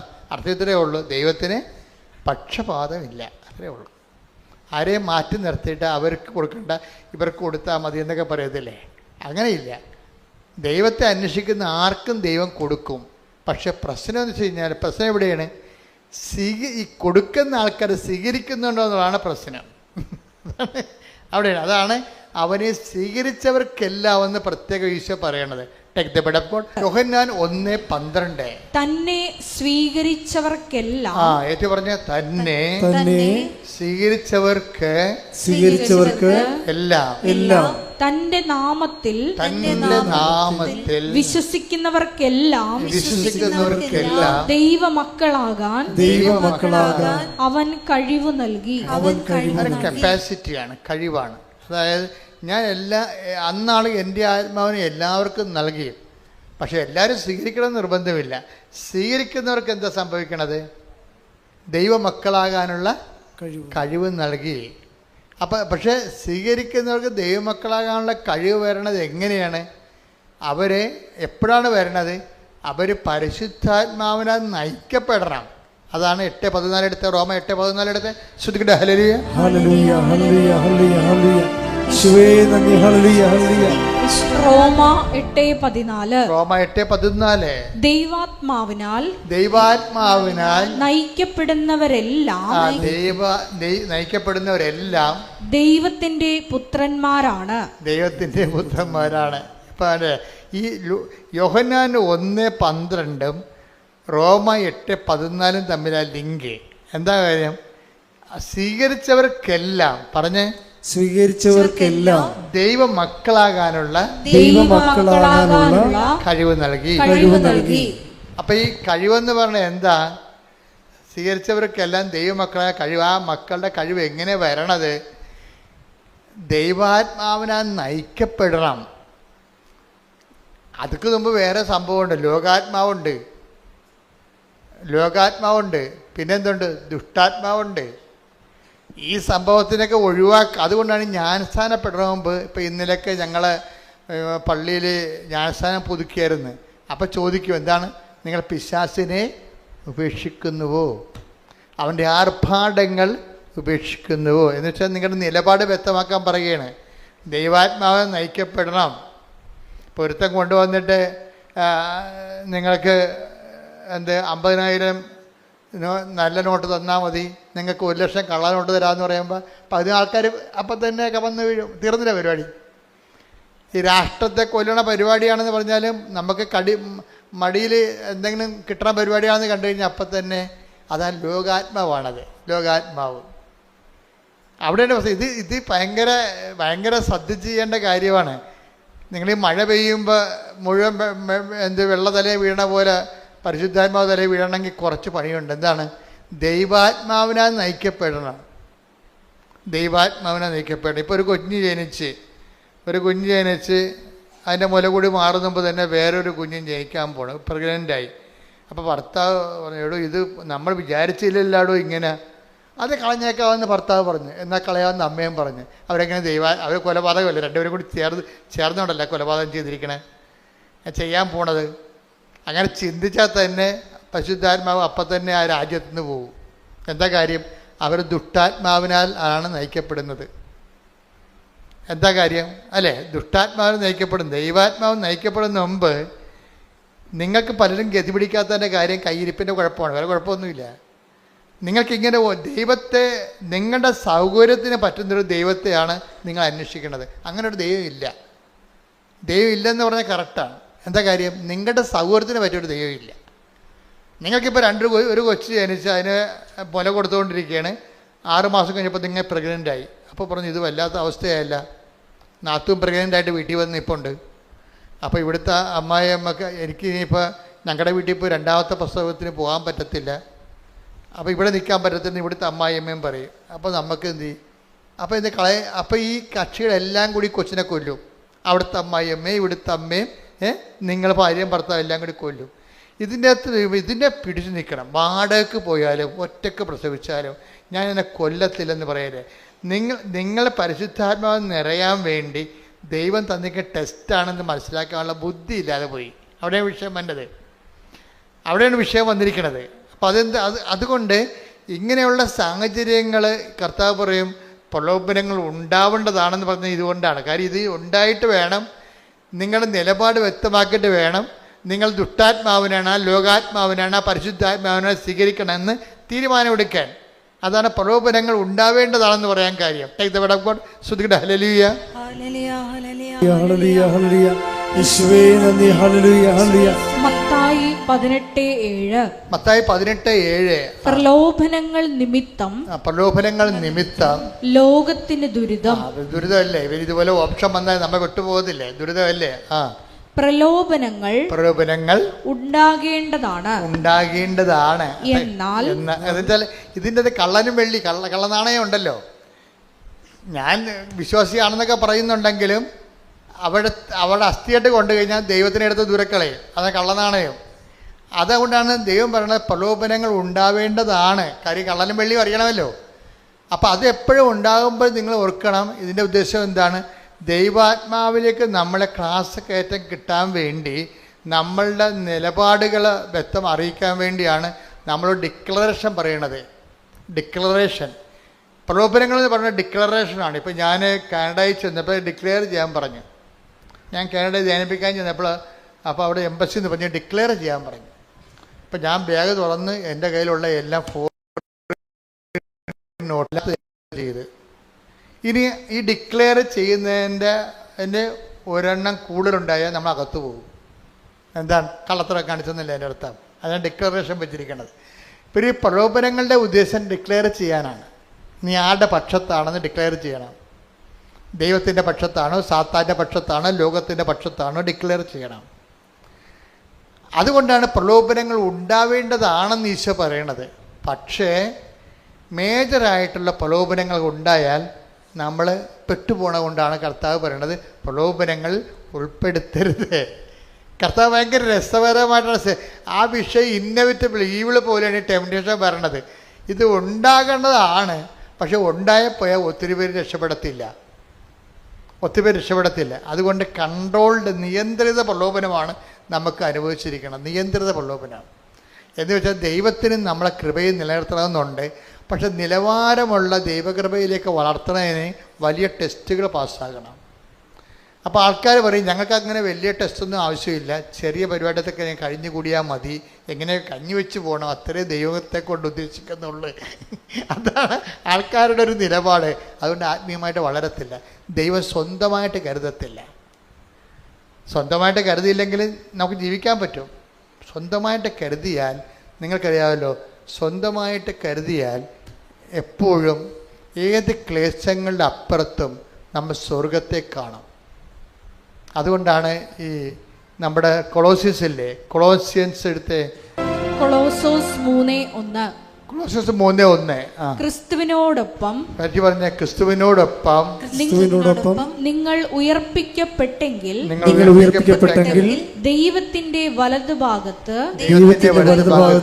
ഉപവിഷ്ടനായിരിക്കുന്ന ക്രിസ്തു വസിക്കുന്ന ഉന്നതത്തിലുള്ളവയെ അന്വേഷിക്കുവിൻ. അതായത് ചില ക്ലേശങ്ങൾ വരുമ്പോൾ അതിൻ്റെ സബ്സ്റ്റിറ്റ്യൂട്ട് പറയണത് ആ ക്ലേശങ്ങളിൽ നിന്നുള്ള രക്ഷപ്പെടലല്ല, അതിന് പാരലായിട്ട് ഉന്നതങ്ങളിലെ കാര്യങ്ങൾ അന്വേഷിക്കാനാണ് പറയണത്. പറഞ്ഞ മനസ്സിലായി? ഇത് നമുക്ക് ഈ ടെക്നിക്ക് മനസ്സിലാകണം.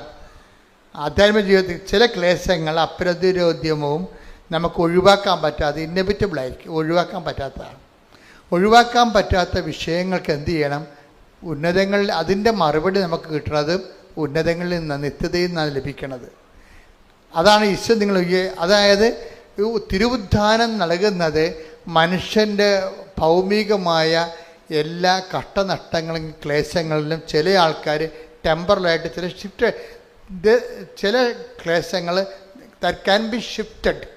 ചില ക്ലേശങ്ങളെ മാറ്റാൻ പറ്റും, ചിലത് ഇന്നവിറ്റബിൾ ഈവിളാണ്, മാറ്റാനേ പറ്റത്തില്ല. ഈ മാറ്റാൻ പറ്റാത്ത കേസിന് എന്ത് ചെയ്യണമെന്ന് പറയണത് അത് നിത്യതയിൽ വരവ് വെക്കാൻ പറഞ്ഞിരിക്കുകയാണ്. കാര്യം എന്താണ്? അതിന് നമുക്ക് മാർഗമില്ല. അത് നിങ്ങളെ കർത്താവിൻ്റെ തിരുവുദ്ധാനത്തിൻ്റെ കൂടെ കൂട്ടി വെക്കണമെന്നാണ്. മനസ്സിലായില്ലേ? ഇപ്പോൾ ഓട്ടിസം വന്ന കുഞ്ഞുങ്ങളെ ഇപ്പോൾ ഞാനിവിടെ വരുമ്പോൾ ഞാൻ ഓർക്കുകയെ എനിക്ക് സങ്കടം വരും. ഓട്ടിസം കുഞ്ഞുങ്ങളെ 10 കുഞ്ഞുങ്ങളെ കൊണ്ടുവന്ന ഒരു കുഞ്ഞെ സുഖപ്പെട്ട് ഞാൻ കണ്ടിട്ടുണ്ട്. സുഖപ്പെടുന്നുണ്ട് കുഞ്ഞുങ്ങൾ, 10ൽ 1 വരുന്നുള്ളു. അപ്പം ഞാൻ പ്രാർത്ഥിക്കണ 10ൽ 10 വരാനാണ്. കാര്യം അത് കുരിശ് മരണമാണ്.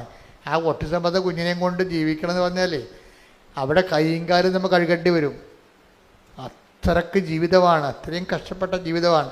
അപ്പോൾ എനിക്കാണെങ്കിൽ ഓട്ടിസം ബാധിച്ച കുഞ്ഞുങ്ങളെ കൊണ്ടുവരുമ്പോൾ ആ മാതാപിതാക്കന്മാരെയാണ് ഞാൻ എപ്പോഴും മാതാവിൻ്റെ അടുത്ത് കൊടുക്കണത്. കുഞ്ഞിനെ അല്ല ഞാൻ പ്രാർത്ഥിക്കണത്.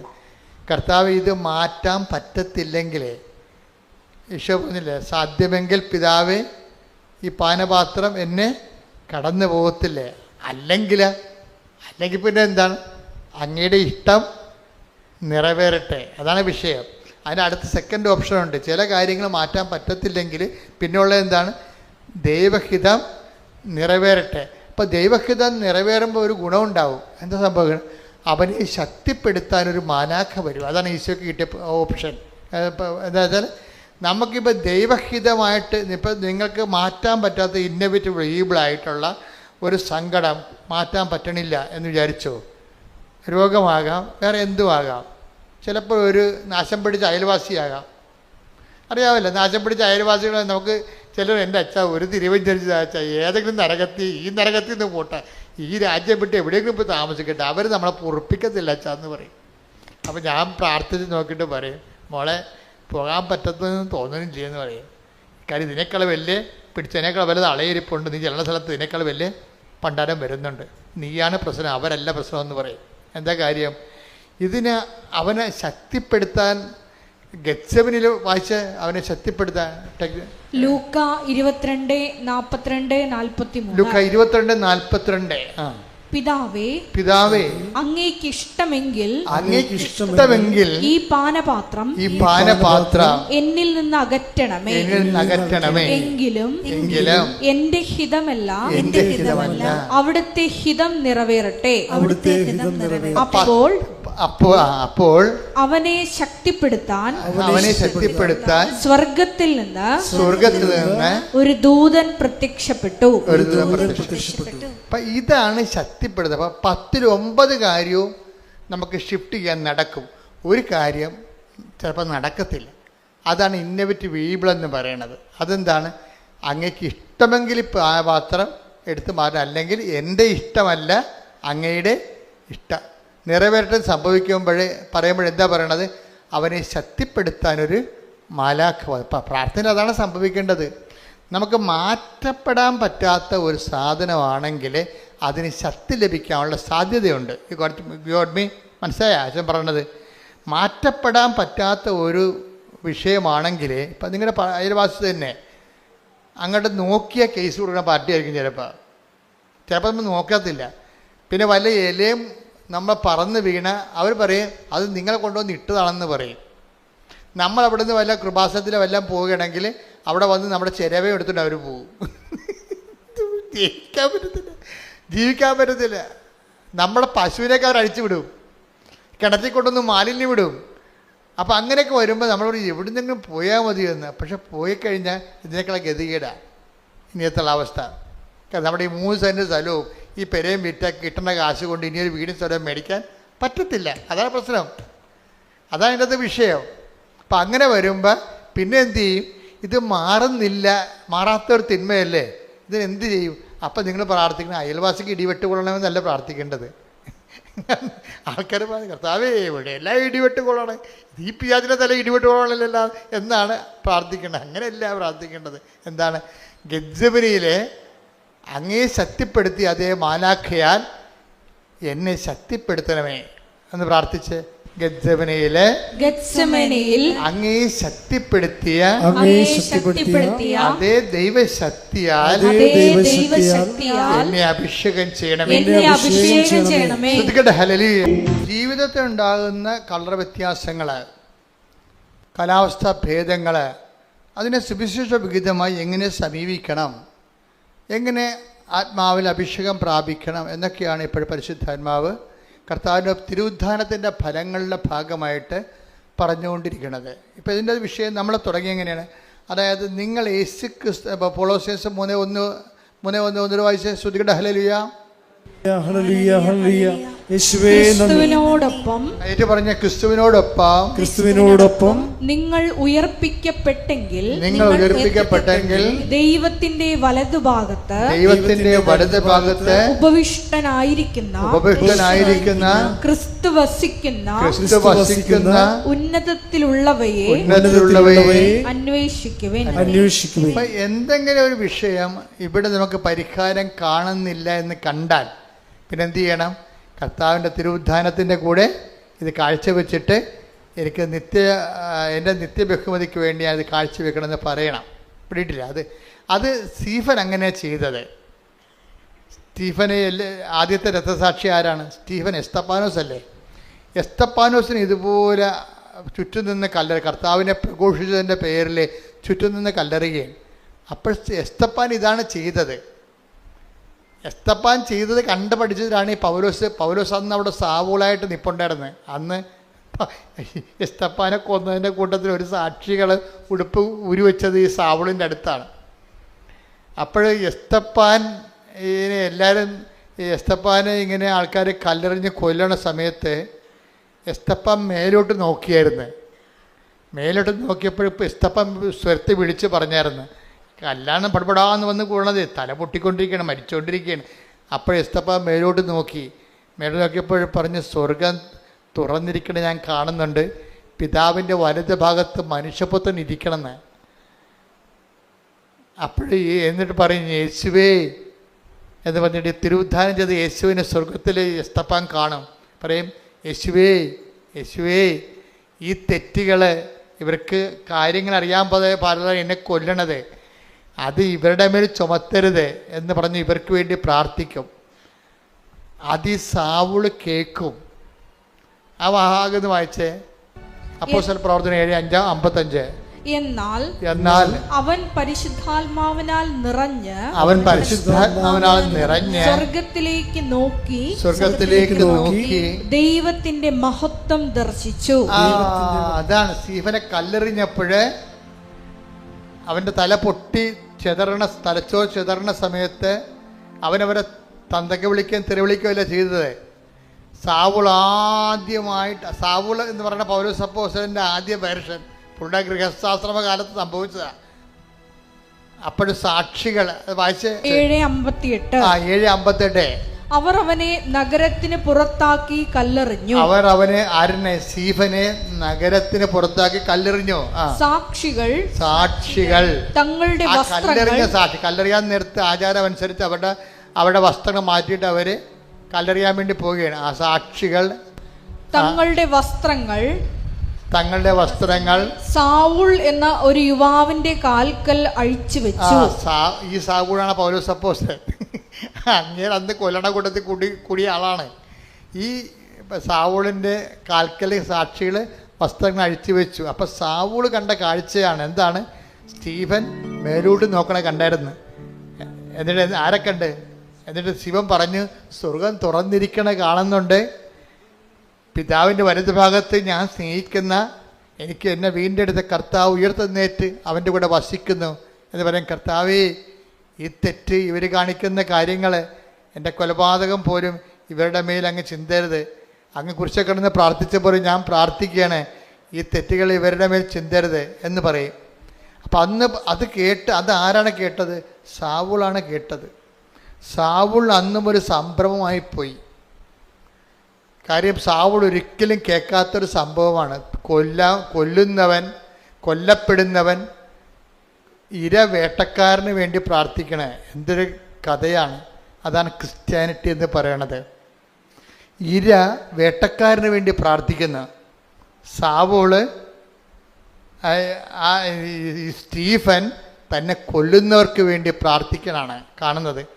ഈ കാര്യങ്ങൾ ചിന്തിച്ച് അന്നും പോലെ തന്നെ സാവൂളിനെ ഇടറാൻ തുടങ്ങിയതാണ്. സാവൂൾ ഇടറിയത് സ്റ്റീഫൻ്റെ കൊലപാതകത്തിലാണ് ഇടറിയത്. അപ്പോഴും ഇവനെ കണ്ട യേശു ആരാണ് എന്ന് അന്ന് മുതൽ സാവൂൾ അന്വേഷിക്കുന്നുണ്ട്. യേശുവിനെ കണ്ട യേശു ആരാണ് എന്ന് സാവൂൾ ആലോചിക്കുന്നുണ്ട്. അങ്ങനെ ആലോചിച്ച് പോണ സമയത്താണ് ടക്ക് എന്നൊരു മിന്നൽ പിണർ വീണിട്ട് സാവൂൾ നിലത്തൂടെ പറയും, നീ പീഡിപ്പിക്കുന്ന ഈശോ ആണ് ഞാൻ എന്ന് പറയും. എന്ന് വെച്ചാൽ എൻ്റെ അർത്ഥം, നീ പീഡിപ്പിക്കുന്നതല്ല, നീ അന്വേഷിക്കുന്ന ആളാണ് ഞാൻ. നീ ഇപ്പം പീഡിപ്പിക്കുന്നു, പക്ഷേ എന്നാലും നീ എന്നെ അന്വേഷിക്കുന്നുണ്ട്. സ്റ്റീഫൻ്റെ അന്ത്യമായ യാത്രയിൽ അവൻ നിലപാടെടുത്തില്ലേ? അവൻ ശത്രുക്കൾക്ക് വേണ്ടി പ്രാർത്ഥിച്ചുകൊണ്ട് തന്നെ പീഡിപ്പിക്കുന്നവരെ ആശീർവദിച്ച സുവിശേഷത്തിൻ്റെ ശക്തി സ്റ്റീഫൻ കാണിച്ചില്ലേ? അന്ന് മുതൽ സാവൂൾ നീ എന്നെ അന്വേഷിക്കുകയായിരുന്നു. നീ പീഡിപ്പിക്കുന്ന യേശു എന്നതിനേക്കാളുപരി അന്ന് സാവൂള തർജ്ജമ ചെയ്ത് മനസ്സിലാക്കിയത് നീ അന്വേഷിക്കുന്ന യേശുവാണ് ഞാനെന്നാണ്. നീ അന്വേഷിക്കുന്ന യേശുവിനെ തന്നെയാണ് അവൻ സ്വർഗത്തിലേക്ക് നോക്കിയത്. അതുകൊണ്ടാണ് സാവൂൾ പിന്നീട് പറയണത്, കൊളോസ്യ ലേഖനം എഴുതുമ്പോഴേ തൻ്റെ അനുഭവങ്ങളാണ് പറയണത്. എന്താണ്? നിങ്ങൾ ക്രിസ്തുവിനോടുകൂടി ഉയർപ്പിക്കപ്പെട്ടെങ്കിൽ, പറഞ്ഞേ, നിങ്ങൾ ക്രിസ്തുവിനോടുകൂടെ ഉയർപ്പിക്കപ്പെട്ടെങ്കിൽ ഉന്നതങ്ങളിലെ കാര്യങ്ങൾ അന്വേഷിക്കുവേൻ, ഉന്നതങ്ങളിലെ കാര്യങ്ങൾ അന്വേഷിക്കുവേൻ. അപ്പം നമ്മൾ ഈ വചനം കേൾക്കുന്നതിൻ്റെ ഉദ്ദേശം എന്താ? ചിലർ പള്ളിയിൽ നിന്ന് മാറാതെ നടക്കുന്നതിൻ്റെ ഉദ്ദേശം എന്താണ്? ഉന്നതങ്ങളിലെ കാര്യങ്ങൾ അന്വേഷിക്കാനാണ്. അതാണ് വിഷയം. എന്തെങ്കിലും ക്ലേശങ്ങൾ ഉണ്ടാകുമ്പോൾ നമുക്ക് അടിസ്ഥാന ഘടകം എന്താണ്? നമ്മളെ വീണ്ടെടുക്കാനുള്ള ഉന്നതങ്ങളിലെ കാര്യങ്ങളാണ്. ഉടമ്പടിയും അന്വേഷിക്കണത് എന്താണ്? ഉന്നതങ്ങളിലെ കാര്യങ്ങളാണ്. എന്നുവെച്ചാൽ ഈ വിഷയത്തെക്കുറിച്ച് ദൈവിക നിലപാട് എന്താണ്?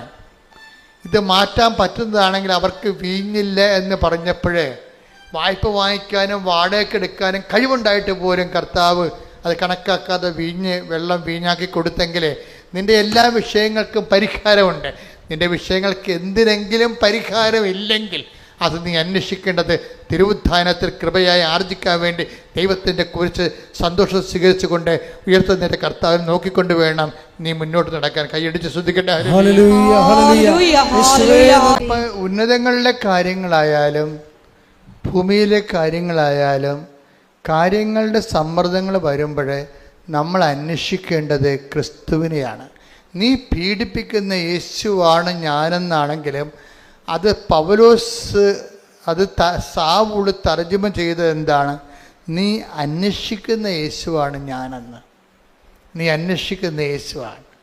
എല്ലാ വിഷയങ്ങളിലും ഇപ്പം നിൻ്റെ ജപ്തി നടപടിയാണ്, നിൻ്റെ ക്യാൻസർ ആകാം, എല്ലാ നടപടികളിലും നീ എന്തന്വേഷിക്കണം? ക്യാൻസറിന് സൗഖ്യമാണ് നമ്മൾ എമർജൻസിയായിട്ട് അന്വേഷിക്കേണ്ടത്. പക്ഷെ അതിൻ്റെ കൂടെ സമാന്തരമായിട്ട് അന്വേഷിക്കേണ്ടത് അതിലൂടെ നീ യേശുവിനെയും അന്വേഷിക്കണം. പിടിയിട്ടില്ലേ? ദൈവം നമ്മളെ യേശുവിനെ അന്വേഷിക്കാൻ വേണ്ടിയാണ് നമ്മുടെ ഈ ഭൂമിയും ഭൂമിയുടെ സാഹചര്യങ്ങളും ദൈവം ഒരു പ്രത്യേക രീതി ക്രമീകരിച്ചിരിക്കുന്നത്. നമ്മൾ യേശുവിനെ കണ്ടെത്താൻ വേണ്ടി കൂടിയാണ്. അപ്പം നിങ്ങൾ ഒരു സ്വരം കേട്ടാലും നിങ്ങൾ ചോദിക്കണം. യേശുവാണെന്ന് നിർബന്ധമില്ല, എന്നാലും ചോദിക്കണം.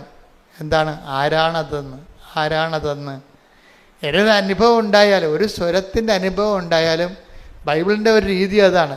ഒരു അനുഭവം ഉണ്ടായാൽ, ഒരു സ്വരം കേട്ട്, ഇപ്പം പണ്ട് ബർത്തിമേവൂസ് എന്ന് പറഞ്ഞ ഒരുത്തനിങ്ങനെ അന്ധയാചകനായിട്ട് അങ്ങനെ ഇരിക്കല്ലേ, അപ്പോഴാണ് കരികില പുറത്തുകൂടി ഇങ്ങനെ പട്ടാളക്കാർ പോണ പോലെ ഒരു സ്വരം അവൻ കേട്ട്, ഒരു സ്വരം കേട്ട്. കരികിലാണല്ലോ നിറച്ച് വഴിയിൽ. എൻ്റെ പുറത്തുകൂടി ഇവങ്ങനെ കയറി ആൾക്കാർ നടന്ന്, കുറേ ആൾക്കാരുണ്ട് യേശുവിൻ്റെ കൂടെ. അപ്പം ഇങ്ങനെ കരികിലയുടെ സ്വരം ഇവൻ കേൾക്കുന്നുള്ളൂ. ആ കരികിലയുടെ സ്വരം കേൾക്കുമ്പോൾ അങ്ങനെ എത്ര സ്വരം എപ്പോഴും കേൾക്കണേ. പക്ഷെ അങ്ങനെയല്ല, അവൻ ചോദിക്കും ആരാണ് ഈ പോകുന്നതെന്ന്. എല്ലാ അനുഭവങ്ങളും ക്രിസ്തുവിനെ ചോദിക്കണം, ആരാണ് ഈ കടന്നു പോകുന്നത്. Take the bed of God. ശ്രുതികട ഹല്ലേലൂയ. നമുക്ക് പല ദുരിതാനുഭവങ്ങളാണ് ഉണ്ടാകണം. ഇപ്പം ദുരിതാനുഭവങ്ങളല്ല നമ്മൾ കരികില സ്വരമാണ് നമ്മൾ കേൾക്കണത്. അപ്പം നമ്മൾ ചോദിക്കേണ്ടത് ആരാണ് കടന്നു പോകണത്. അതാണ് വിഷയം. ഇപ്പം ജോലിയില്ലാതെ നീ നിൻ്റെ ജീവിതത്തിൽ പോകണം, എത്ര കാലം പോകണം എന്ന് പറയുമ്പോൾ നിൻ്റെ ജീവിതത്തിലൂടെ ഇപ്പോൾ ആരാണ് ഈ ഒരു അവസ്ഥ നിനക്ക് നൽകിക്കൊണ്ട് കടന്നു പോകുന്നത്, ആരാണ്? അതാണ് വിഷയം. എന്നിട്ട് അതിൻ്റെ ഉദ്ദേശം എന്ന് വെച്ച് കഴിഞ്ഞാൽ ഇത് വരച്ചെത്തുമ്പോൾ നമ്മൾ ചെല്ലുമ്പോൾ ക്രിസ്തുവിലെത്തിയിരിക്കും. അതാണ് ദൈവത്തിൻ്റെ ഉദ്ദേശം. നീ ക്രിസ്തുവിനെ സ്വീകരിക്കാൻ വേണ്ടിയുള്ള ദൈവത്തിൻ്റെ സാവകാശങ്ങളാണ് സഹനസമയമായി നമുക്ക് വരേണ്ടത്. ശ്രുതികട ഹല്ലേലൂയ. നന്ദി. ഹല്ലേലൂയ, ഹല്ലേലൂയ, ഹല്ലേലൂയ. യേശുവേ സ്തുതി. Hallelujah, hallelujah. ആരാധന, ആരാധന യേശുവേ, ആരാധന. കരങ്ങളുടെ വീശുവതിയെന്ന് പാടാം. ആരാധന, ആരാധന യേശുവേ, ആരാധന. അപ്പോൾ ഈ ബർത്തിമേവൂസിനെ സംബന്ധിച്ചിടത്തോളം നസറായന യേശുവാണ് കടന്നു പോകുന്നതെന്ന് അവൻ ചോദിച്ച് മനസ്സിലാക്കി. ആരാണ് ഈ കടന്നു പോകുന്നതെന്ന് അവൻ ചോദിച്ചു. അപ്പോൾ ആൾക്കാർ പറഞ്ഞു, നസ്രായന യേശുവാണ് കടന്നു പോകുന്നത്. ലൂക്ക 18:35-36. ലൂക്ക 18:35 36. അവൻ ജെറീക്കോയെ സമീപിച്ചപ്പോൾ ഒരു കുരുടൻ വഴിയരികിൽ ഇരുന്ന് ഭിക്ഷ യാചിക്കുന്നുണ്ടായിരുന്നു. ജനക്കൂട്ടം കടന്നു പോകുന്ന ശബ്ദം കേട്ട് കരികിലപ്പുറത്തുള്ള ശബ്ദം കേട്ടപ്പോൾ എന്താണ് സംഭവിക്കുന്നതെന്ന് അവൻ അന്വേഷിച്ചു. നസ്രായനായ യേശു കടന്നു പോകുന്നു എന്ന് അവർ പറഞ്ഞു. അതാണ് വിഷയം. ഒരു കരികിലയുടെ സ്വരം കേട്ടതാണ് വിഷയം. പക്ഷെ അവൻ ചോദിച്ചു, വാട്ട് ഈസ് ഹാപ്പനിങ്? ഇപ്പം നിനക്ക് ജപ്തി നടപടി വന്നാണ് വിഷയം അല്ലേ? നിനക്ക് കല്യാണം ഉറച്ചിരുന്ന കല്യാണം തലേ ദിവസം, ഇപ്പം അടുത്ത ആഴ്ച മനസ്സമ്മതമാണ്, ഈ ആഴ്ചയിൽ ആ കല്യാണം പോയി. അപ്പോൾ അയ്യോ കല്യാണം പോയി, ഞാൻ തൂങ്ങിച്ചാകുമെന്നല്ല പറയേണ്ടത്. എന്താണ് സംഭവിക്കുന്നത്? ആരാണ് കടന്നു പോകുന്നത്? ഓരോ അനുഭവങ്ങളിലും ചോദിക്കണം, എന്താണ് സംഭവിക്കുക. കാര്യം നീ ക്രിസ്തുവിനെ കണ്ടെത്താനും തിരിച്ചറിയാനും വേണ്ടി ചില അടയാളങ്ങളാണ് നമുക്ക് ആദ്യം കേൾക്കേണ്ടത്. കരികിലപ്പുറത്തൊരു സ്വരമേ കേട്ടുള്ളൂ, ബർത്തിമേവൂസ്. അവൻ കുരുടനാണ്, എല്ലാം മനസ്സിലാക്കാനുള്ള കഴിവില്ല. അതുപോലെ നമുക്കും ചില ആൾക്കാർ പറയും, ചക്കയാണോ അച്ഛാ ചുരന്ന് നോക്കാനൊക്കെ ചോദിക്കത്തില്ലേ. നമുക്കും എല്ലാം കാണാനുള്ള കഴിവില്ല, പക്ഷെ കടന്നു പോകുന്ന സ്വരം കേൾക്കാം. അപ്പോൾ അവൻ ചോദിച്ച് മനസ്സിലാക്കും, വാട്ട് ഈസ് ഹാപ്പനിങ്? അവ പറയണ കർത്താവ് കടന്നു പോകുന്നു. പിന്നെ ഇവൻ്റെ ലക്ഷണം മാറി. അവൻ്റെ ആ സ്വരത്തിൽ കടന്നു പോകുന്ന ഉടമസ്ഥൻ്റെ പേരവൻ കേട്ടു. എന്താ അവൻ കേട്ടത്? നസ്രായനായ യേശുവാണ് കടന്നു പോകുന്നത്. അപ്പം യേശു ആരാണെന്ന് അവനെ അറിയാം. എന്താണ്? അവൻ പ്രാർത്ഥിക്കും. എന്താണ്? അവൻ്റെ വിശ്വാസം അവൻ പ്രഖ്യാപിക്കും. എന്താ പറയണത്? യേശുവേ ദാവീദിൻ്റെ പുത്ര. എന്താണ്? ദാവീദിൻ്റെ വംശത്തിൽ നിന്നായിരിക്കും ലോകത്തിൻ്റെ രക്ഷകൻ വരാൻ പോണതെന്ന് അവനെ അറിയാം. അതുകൊണ്ടാണ് യേശുവേ ദാവീദിൻ്റെ പുത്രൻ, എന്നാൽ രക്ഷക എന്നാണ് വിളിക്കണത്. ലൂക്ക 18:38. അപ്പോൾ അവൻ വിളിച്ചു പറഞ്ഞു, ദാവീദിന്റെ പുത്രനായ യേശുവേ, എന്നിൽ കനിയണമേ. അത്രയേ ഉള്ളു സംഭവം. അവൻ രക്ഷക എന്ന് വിളിച്ച്, ക്രിസ്തുവിനെ എന്ത് വേണമെന്നൊക്കെ വിളിക്കാം. സാമൂഹ്യ പരിഷ്കർത്താവെന്ന, ചരിത്ര നിയന്താവെന്ന, അതൊന്നും വർക്കൗട്ട് ചെയ്യത്തില്ല. ക്രിസ്തുവിനെ വിളിക്കേണ്ട ഒരു വിളിയേ ഉള്ളൂ. എന്താണ്? രക്ഷക. അത്രയേ ഉള്ളൂ, രക്ഷക. അപ്പം അതുകൊണ്ട് തന്നെ എപ്പോഴും എന്നിട്ട് എന്താണ് പറയുന്നത്? രക്ഷക എന്ന് വിളിച്ചു കഴിഞ്ഞിട്ട് പിന്നെന്താ പറയണത്? എന്നിൽ കനിയണമെന്നാണ് ചോദിക്കണം. എന്നിൽ കനിയണമേ. അപ്പോഴെന്താ പറയുക? യേശു അവിടെ നിന്നു അവനെ വിളിക്കാൻ ആജ്ഞാപിച്ചു. ഇപ്പം വിളിക്കുമ്പോഴെന്താ സംഭവിക്കുന്നത് വെച്ചാൽ, ഇവൻ വിളിക്കുന്ന സമയത്ത് ഇവർ കാര്യം ചെയ്യുന്നുണ്ട്. എന്താണ്? വളരെ കൃത്യമായി ചെയ്യണ രീതി, വളരെ ശ്രദ്ധയോടെ ചെയ്യേണ്ട കാര്യമാണ് ഈ ബർത്തിമേവൂസ് ചെയ്യണത്. എന്താണ്? വിളിച്ച ഉടനെ ആൾക്കാർ വന്ന് പറഞ്ഞു, നീ വിളിച്ചതാണ്, ഈശോ അവിടെ നിൽക്കുന്നുണ്ട്, നിൻ്റെ വിളി കേട്ട് നിന്നോ, നിന്നെ തിരിച്ച് വിളിക്കണമെന്ന് പറഞ്ഞു. തിരിച്ച് വിളിക്കണമെന്ന് പറഞ്ഞോടുകൂടി ഇവൻ ചെയ്തത് എന്താണെന്നറിയാവോ? അത് ഭയങ്കര സംഭവമാണ്. അപ്പം ചിന്തിച്ചു പോകും. ഇവൻ്റെ ഈ പുറംകുപ്പായം എടുത്ത് അവൻ എറിഞ്ഞു കളഞ്ഞു. പുറംകുപ്പായം എടുത്ത് എറിഞ്ഞു കളഞ്ഞു. ക്രിസ്തുവിനെ സ്വീകരിക്കാനുള്ള ഏറ്റവും നടപടിക്രമങ്ങളെന്ന്, പുനരുദ്ധാനം ചെയ്ത യേശുവിനെ സ്വീകരിക്കാനുള്ള ഏറ്റവും നല്ല നടപടിക്രമങ്ങളാണ്. കാരണം ഇവൻ്റെ ഈ മുഖത്തിലെ വിയർപ്പും അതുപോലെ തുപ്പലും ഒക്കെ, ഇങ്ങനെയുള്ള കുറേ സംഭവങ്ങളും ഈ പുറംകുപ്പായം കൊണ്ടാണ് ആൾക്കാർ അഡ്ജസ്റ്റ് ചെയ്ത് കളയണത് തുടക്കമൊക്കെ. അപ്പം അതുകൊണ്ട് ഇതത്ര നല്ല തുണിയല്ല, ബാക്ടീരിയയൊക്കെ ഉള്ള പൊല്യൂട്ടഡ് ആയ സംഭവമാണ്. ഈ സാധനം ഇവനെടുത്ത് എറിഞ്ഞ് കളയും. എന്നിട്ടാണ് ഇവൻ ക്ലീനായിട്ട് കർത്താവിൻ്റെ മുമ്പിൽ പോയി നിൽക്കണത്. അപ്പോൾ കർത്താവ് അവനോട് ചോദിക്കുന്ന ഒരു ചോദ്യമുണ്ട്. എന്താണ് ആ ചോദ്യം? എന്താണ്? വായിച്ചേ. യേശു ചോദിച്ചു, ഞാൻ നിനക്ക് വേണ്ടി എന്തു ചെയ്യണമെന്നാണ് നീ ആഗ്രഹിക്കുന്നത്? അതാണ് വിഷയം. ഇപ്പം എല്ലാവർക്കും ഒരു കാര്യമല്ല ചെയ്യണത്.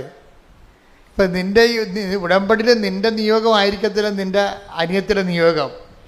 അപ്പോൾ എപ്പോഴും നമ്മളെ പർട്ടിക്കുലറായിട്ടുള്ള നമ്മുടെ ആവശ്യങ്ങളെ ദൈവം മാനിക്കും എന്നുള്ളതിൻ്റെ സൂചനയാണത്. ആ വചനം എത്രയാണെന്ന് നോക്കിയേ, ശ്രദ്ധിക്കട്ടെ. ഹല്ലേലൂയ. 10:51. ഒന്നിന് വായിച്ചേ. അതായത് മർക്കോസ് 10:51. മർക്കോസ് 10:51. യേശു ചോദിച്ചു, ഞാൻ നിനക്ക് വേണ്ടി എന്തു ചെയ്യണമെന്നാണ് നീ ആഗ്രഹിക്കുന്നത്? ഇതാണ് നമ്മുടെ ഒരു പിടിവള്ളി എന്ന് പറയണത്. നമുക്ക് എന്തും കർത്താവിനോട് ചോദിക്കാവുന്നത് ഈ വചനം വെച്ചാണ്.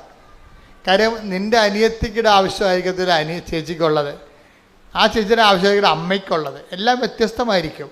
അതുകൊണ്ടാണ് ചോദിക്കണത്, ഞാൻ നിനക്ക് വേണ്ടി എന്ത് ചെയ്ത് തരണമെന്നാണ് നീ ആഗ്രഹിക്കുന്നത്. അപ്പം നിൻ്റെ ആഗ്രഹം എന്താണെന്ന് അത് ഭയങ്കര ചോദ്യമാണ്. നിങ്ങളൊന്ന് പറഞ്ഞേ, ഞാൻ നിനക്ക് വേണ്ടി എന്ത് ചെയ്ത് തരണമെന്നാണ് നീ ആഗ്രഹിക്കുന്നത്. എൻ്റെ അർത്ഥം വെച്ചാൽ നമ്മുടെ നിയോഗങ്ങളെല്ലാം നിറവേറുമെന്നല്ല എൻ്റെ അർത്ഥം. അതല്ല എൻ്റെ അർത്ഥം. നമ്മുടെ നിയോഗങ്ങളെല്ലാം ഇപ്പം നമ്മുടെ ഏറ്റവും കാതലായ ആവശ്യമാണല്ലോ നമ്മളെ നിയോഗത്തിലിടുന്നത്. അതിനെ കർത്താവ് ചോദിക്കും, ഞാൻ നിനക്ക് വേണ്ടി എന്ത് ചെയ്തു തരണമെന്നാണ് നീ ആഗ്രഹിക്കുന്നത്. എന്ന് വെച്ചാൽ നിൻ്റെ ആഗ്രഹം പോലെ ഞാൻ നിന്നെ സഹായിക്കാം. അതെന്തൊരു സംഭവമാണത്. ഉടമ്പടിയുടെ എല്ലാ വിഷയത്തിൻ്റെ പേരും തീരുമാനം ഉണ്ടാകുന്നത് ഈ ഒരൊറ്റ വചനത്തിലാണ്. എന്താ കാര്യം? ഞാൻ നിനക്ക് വേണ്ടി എന്ത് ചെയ്തു തരണമെന്നാണ് നീ ആഗ്രഹിക്കുന്നത്, അതുപോലെ സഹായിക്കാമെന്ന്. പക്ഷെ ബർത്തിമേവൂസ് ഒരു 1.5 ഉരുപ്പടിയാണ്. അവൻ പറയുവേ, എനിക്ക് നിന്നെ കാണണമെന്ന് പറയും. അതാണ് സംഭവം. എനിക്ക് എൻ്റെ ആഗ്രഹം അനുസരിച്ച് കാണിക്കണമല്ല, എനിക്ക് വേണ്ടത് എന്താണ്? I want to see you. എനിക്ക് നിന്നെ കാണണം. അതിനെന്ത് ചെയ്യണം? എനിക്ക് കാഴ്ച തരണം. Take the bed up. ശ്രദ്ധിക്കട്ടെ. ഹല്ലേലൂയ. ലൂക്ക 18:41. ലൂക്ക 18:41. അവൻ അടുത്തു വന്നപ്പോൾ യേശു ചോദിച്ചു, ഞാൻ നിനക്ക് വേണ്ടി എന്ത് ചെയ്യണമെന്നാണ് നീ ആഗ്രഹിക്കുന്നത്? അവൻ പറഞ്ഞു, കർത്താവേ, എനിക്ക് കാഴ്ച വീണ്ടും കിട്ടണം. പണ്ടുണ്ടായിരുന്നതാണ്, പിന്നെ പോയി. ഇപ്പം എന്താവും പറയണത്? ബേസിക്കായിട്ട് അവൻ പറഞ്ഞത് എന്താണ്? എനിക്ക് എന്താഗ്രഹത്തേക്കാൾ വലുതാണ് I want to see you. എനിക്ക് കാഴ്ച കിട്ടിയിട്ട് ആദ്യം കാണാൻ പോണത് ആരെയാണ്? നിന്നെയല്ലേ. അതാണ് വിഷയം. അപ്പോൾ നിങ്ങളെ ഓരോ കാര്യം ഉടമ്പടി എഴുതിയിടുമ്പോഴും ആദ്യത്തെ നിയോഗം എന്തായിരിക്കണം? കർത്താവേ, എനിക്ക് നിന്നെ അറിയണം. ഒന്ന് പറഞ്ഞേ, കർത്താവേ, എനിക്ക് നിന്നെ അറിയണം, എനിക്ക് നിന്നെ സ്നേഹിക്കണം, നിന്റെ സാക്ഷിയായി ജീവിക്കണം, എന്നെ അറിവിന്റെ അനുഭവ തലങ്ങളിലേക്ക് ഉയർത്തണമേ. Price the Lord. ഈ സാക്ഷിയായി ജീവിക്കാമെന്ന് പറഞ്ഞാൽ മാത്രമേ കാര്യം. ഇപ്പം നമ്മൾ 10:41 വായിച്ചില്ലേ? ആർക്കാണ് ദൈവത്തിൻ്റെ അടയാളം കിട്ടണത്? സാക്ഷികൾക്കാണ് കിട്ടണത്.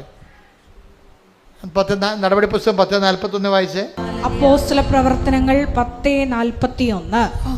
എല്ലാവർക്കുമല്ല സാക്ഷികളായി ദൈവം മുൻകൂട്ടി തിരഞ്ഞെടുത്ത ഞങ്ങൾക്ക് മാത്രം.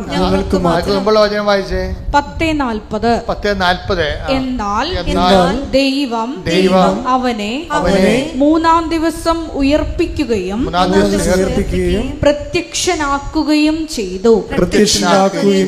എല്ലാവർക്കുമല്ല സാക്ഷികളായി ദൈവം മുൻകൂട്ടി തിരഞ്ഞെടുത്ത ഞങ്ങൾക്ക് മാത്രം. ദൈവം ഈ പ്രത്യക്ഷനാക്കുന്നതും അടയാളങ്ങൾ നമുക്ക് നൽകുന്നത് ബേസിക്കായിട്ട് ആർക്കാണ്? സാധാരണ വിശ്വാസികൾക്കല്ല. പിന്നെന്താണ്? സാക്ഷികൾക്കാണ്. അതാണ് എൻ്റെ വിഷയം വരുന്നത്. അതുകൊണ്ട് തന്നെ ഉടമ്പടിയിൽ നിങ്ങൾ ഇപ്പോൾ പത്രം കൊണ്ടേ കൊടുക്കുകയാണ്. നിങ്ങൾ സുവിശേഷത്തിൻ്റെ സാക്ഷിയാകുകയാണ്. അപ്പോൾ നിങ്ങൾക്ക് പ്രത്യക്ഷീകരണത്തിൻ്റെ അടയാളം കിട്ടാനുള്ള വലിയ സാധ്യതയാണ് ഈ സാക്ഷ്യം തുറന്നു തരണത്. നിങ്ങൾ ആൾക്കാർക്ക് ഭക്ഷണം കൊടുക്കുന്നവരുണ്ട്, അതുപോലെ തന്നെ ഉപവിപ്രവർത്തനം ചെയ്ത് കൊടുക്കുന്നവരുണ്ട്, നിങ്ങൾ ക്ഷമിക്കാൻ പറ്റാത്തവരോട് പോലും നിങ്ങൾ ക്ഷമിക്കുന്നവരുണ്ട്. സുവിശേഷം അനുസരിച്ച് നിങ്ങൾ ജീവിക്കുകയാണ് ചെയ്യണത്. അപ്പോഴും നിങ്ങൾ ബേസിക്കായിട്ട് എന്താ ചെയ്യണത്? നിങ്ങൾ സാക്ഷികളാകുകയാണ്. അപ്പോൾ എല്ലാവർക്കുമല്ല, പ്രത്യക്ഷീകരണത്തിൻ്റെ അടയാളങ്ങൾ ലഭിക്കുന്ന ആർക്കാണ്? സാക്ഷികൾക്കാണ്. അതുകൊണ്ട് എന്താണ് കർത്താവ് പറയുന്നത്? ഇവയ്ക്ക് നിങ്ങളാണല്ലോ സാക്ഷികൾ. Take the bed of God. ശ്രുതിക്കട്ടെ ഹല്ലേലൂയ, ഹല്ലേലൂയ, ഹല്ലേലൂയ, ഹല്ലേലൂയ, ഹല്ലേലൂയ. യേശുവേ നന്ദി. ഹല്ലേലൂയ, ഹല്ലേലൂയ, ഹല്ലേലൂയ. യേശുവേ ആരാധന, ആരാധന, ആരാധന. യേശുവേ നന്ദി. മഹത്വം, മഹത്വം, മഹത്വം, മഹത്വം. Hallelujah, hallelujah. അപ്പോസ്തല പ്രവർത്തനം 5:32.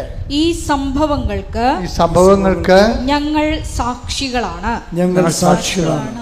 തന്നെ അനുസരിക്കുന്നവർക്ക് ദൈവം പ്രദാനം ചെയ്യുന്ന പരിശുദ്ധാത്മാവ് ഇതിന് സാക്ഷിയാണ്.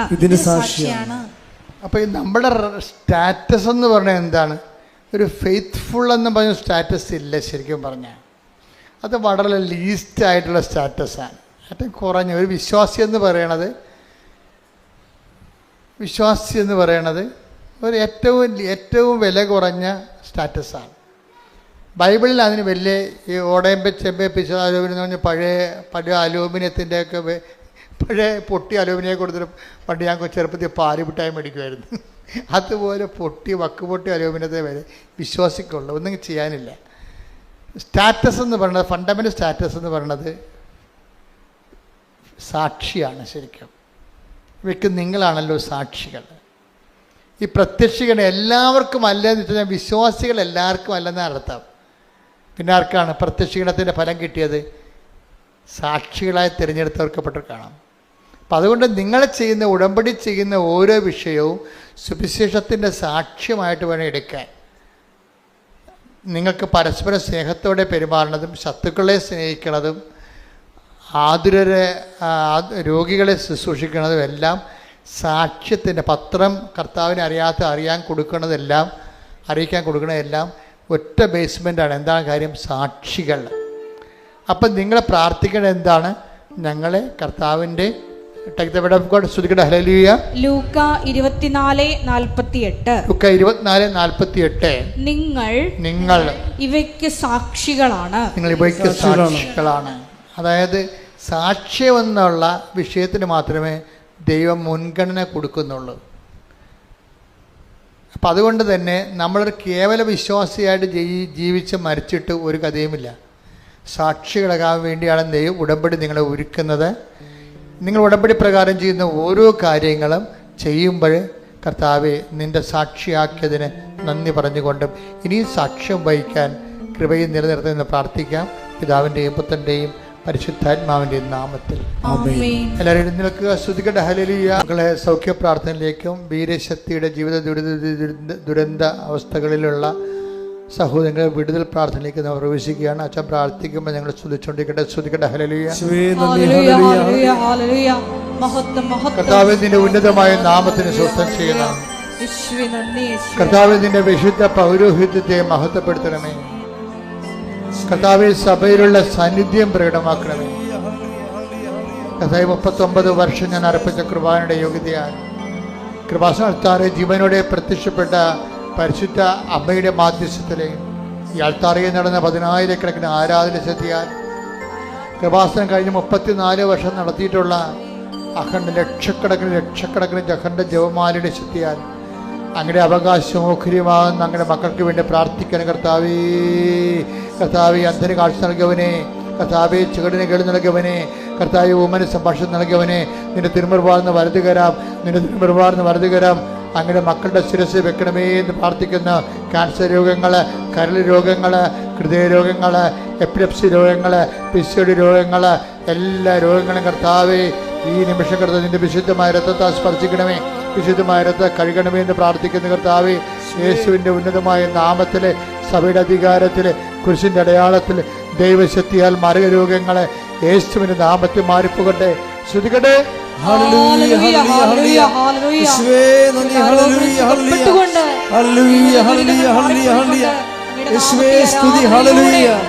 വീണ്ടും മഹത്വപ്പെടുത്തണം. പരിശുദ്ധനേ പരമോന്നത യേശുവേ അണയുന്നു ഞാൻ തിരുമുൻപിലാ അറിവോടെ നോക്കണമേ. എൻ്റെ പ്രിയപ്പെട്ട കുടുംബ സമാധാനം ഇല്ലാത്തവർക്ക് വേണ്ടി പ്രാർത്ഥിക്കുകയാണ്.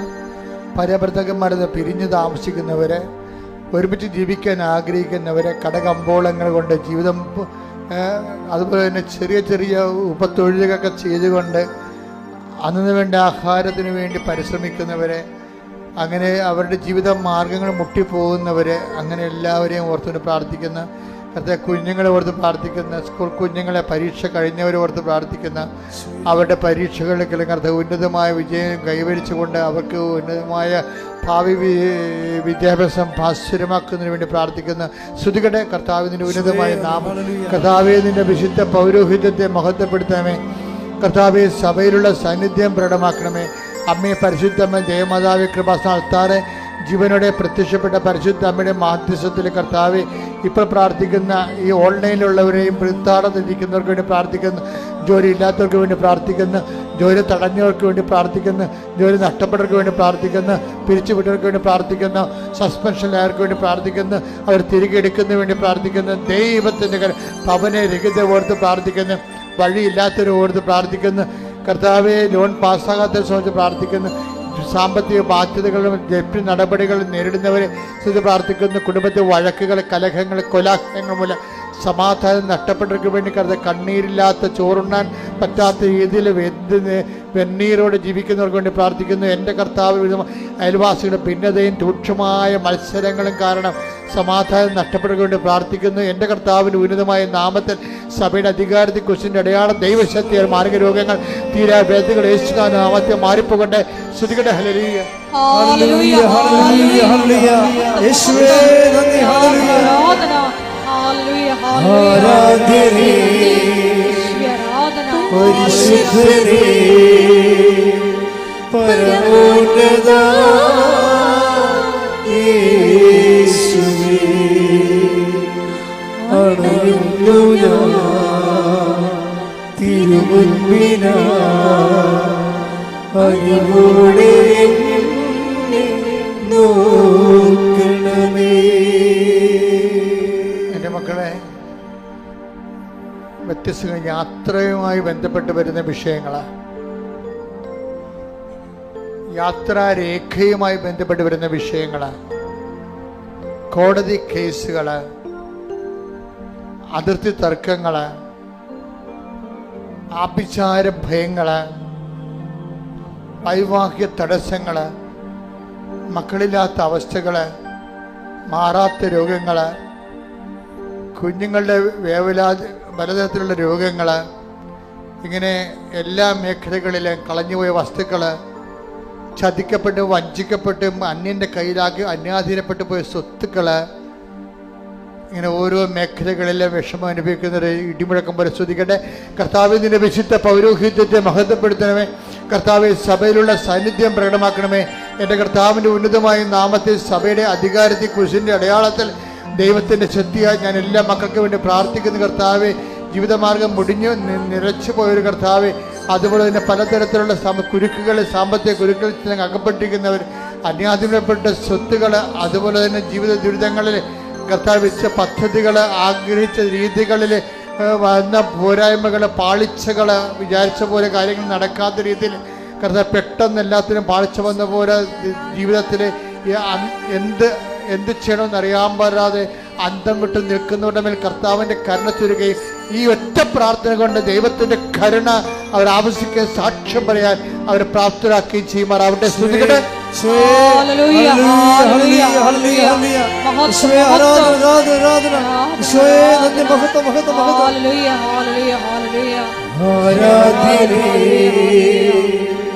പരിശുദ്ധനേ പരമോന്നത യേശുവേ, അണയുന്നു ഞാൻ തിരുമുൻപിലാ അറിവോടെ നോക്കണമേ. എല്ലാവരും മുട്ട നിൽക്കുക. മൗനമായി പ്രാർത്ഥിക്കേണ്ട സമയമാണ്. ദേവമാതാവിൻ്റെ മധ്യസ്ഥയിൽ ദിവ്യകാരുണ്യ സന്നിധിയിൽ സമർപ്പിച്ച് നമുക്കൊരു നിമിഷം മൗനമായിട്ട് പ്രാർത്ഥിക്കാം. ഈശോയെ പുനരുദ്ധാനത്തിന് സാക്ഷ്യം വഹിച്ചുകൊണ്ട് ക്രിസ്തുവിനോടുകൂടി ഉയർപ്പിക്കപ്പെട്ടെങ്കിൽ അവിടുത്തെ വലതുവശത്ത് ഉപവിഷ്ടനായിരിക്കുന്ന പിതാവായ ദൈവത്തിൻ്റെ ഉന്നതത്തിലെ കാര്യങ്ങൾ അന്വേഷിക്കുവാൻ ഈ ആരാധനയിലൂടെ ഞങ്ങൾക്ക് പ്രത്യേക അഭിഷേകം നൽകണമേ എന്ന് നമുക്കൊരു നിമിഷം പ്രാർത്ഥിക്കാം. തീവ്ര വേദനയുടെ സമയത്ത് ഗത്സമനേരിൽ ഈശോ കൂടുതൽ തീക്ഷ്ണമായി പ്രാർത്ഥിച്ചതുപോലെ ഈശോയെ ഞങ്ങളുടെ ജീവിതത്തിൻ്റെ ക്ലേശകാലങ്ങളിലും കൂടുതൽ തീക്ഷ്ണമായി പ്രേക്ഷിത കാരുണ്യ പ്രവർത്തനങ്ങൾ ചെയ്ത് കൃപയിൽ നിന്നുകൊണ്ട് ദൈവശക്തി കരയേറ്റുവാൻ ഈ ആരാധനയിലൂടെ ഞങ്ങൾക്ക് അധിക അഭിഷേകം നൽകണമേ എന്ന് പ്രാർത്ഥിച്ചുകൊണ്ട് ശിരസ് നമിച്ച് നമുക്ക് ദിവ്യകാരുണ്യനാഥൻ്റെ ആശീർവാദം സ്വീകരിക്കാം.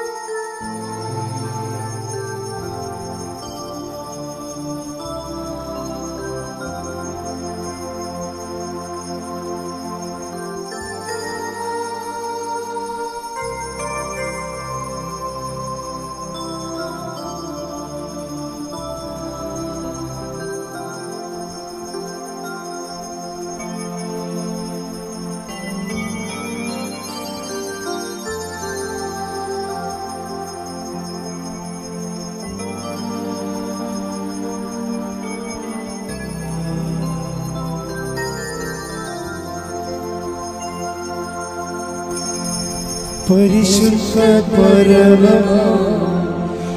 ദിവ്യകാരുണ്യമേ, എന്നുമെന്നും അങ്ങേക്ക് ആരാധന. പരിശുദ്ധ പരമ ദിവ്യകാരുണ്യമേ, എന്നുമെന്നും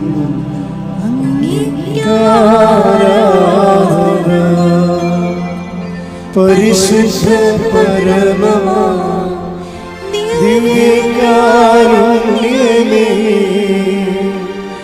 എന്നുമെന്നും അങ്ങേക്ക് ആരാധന.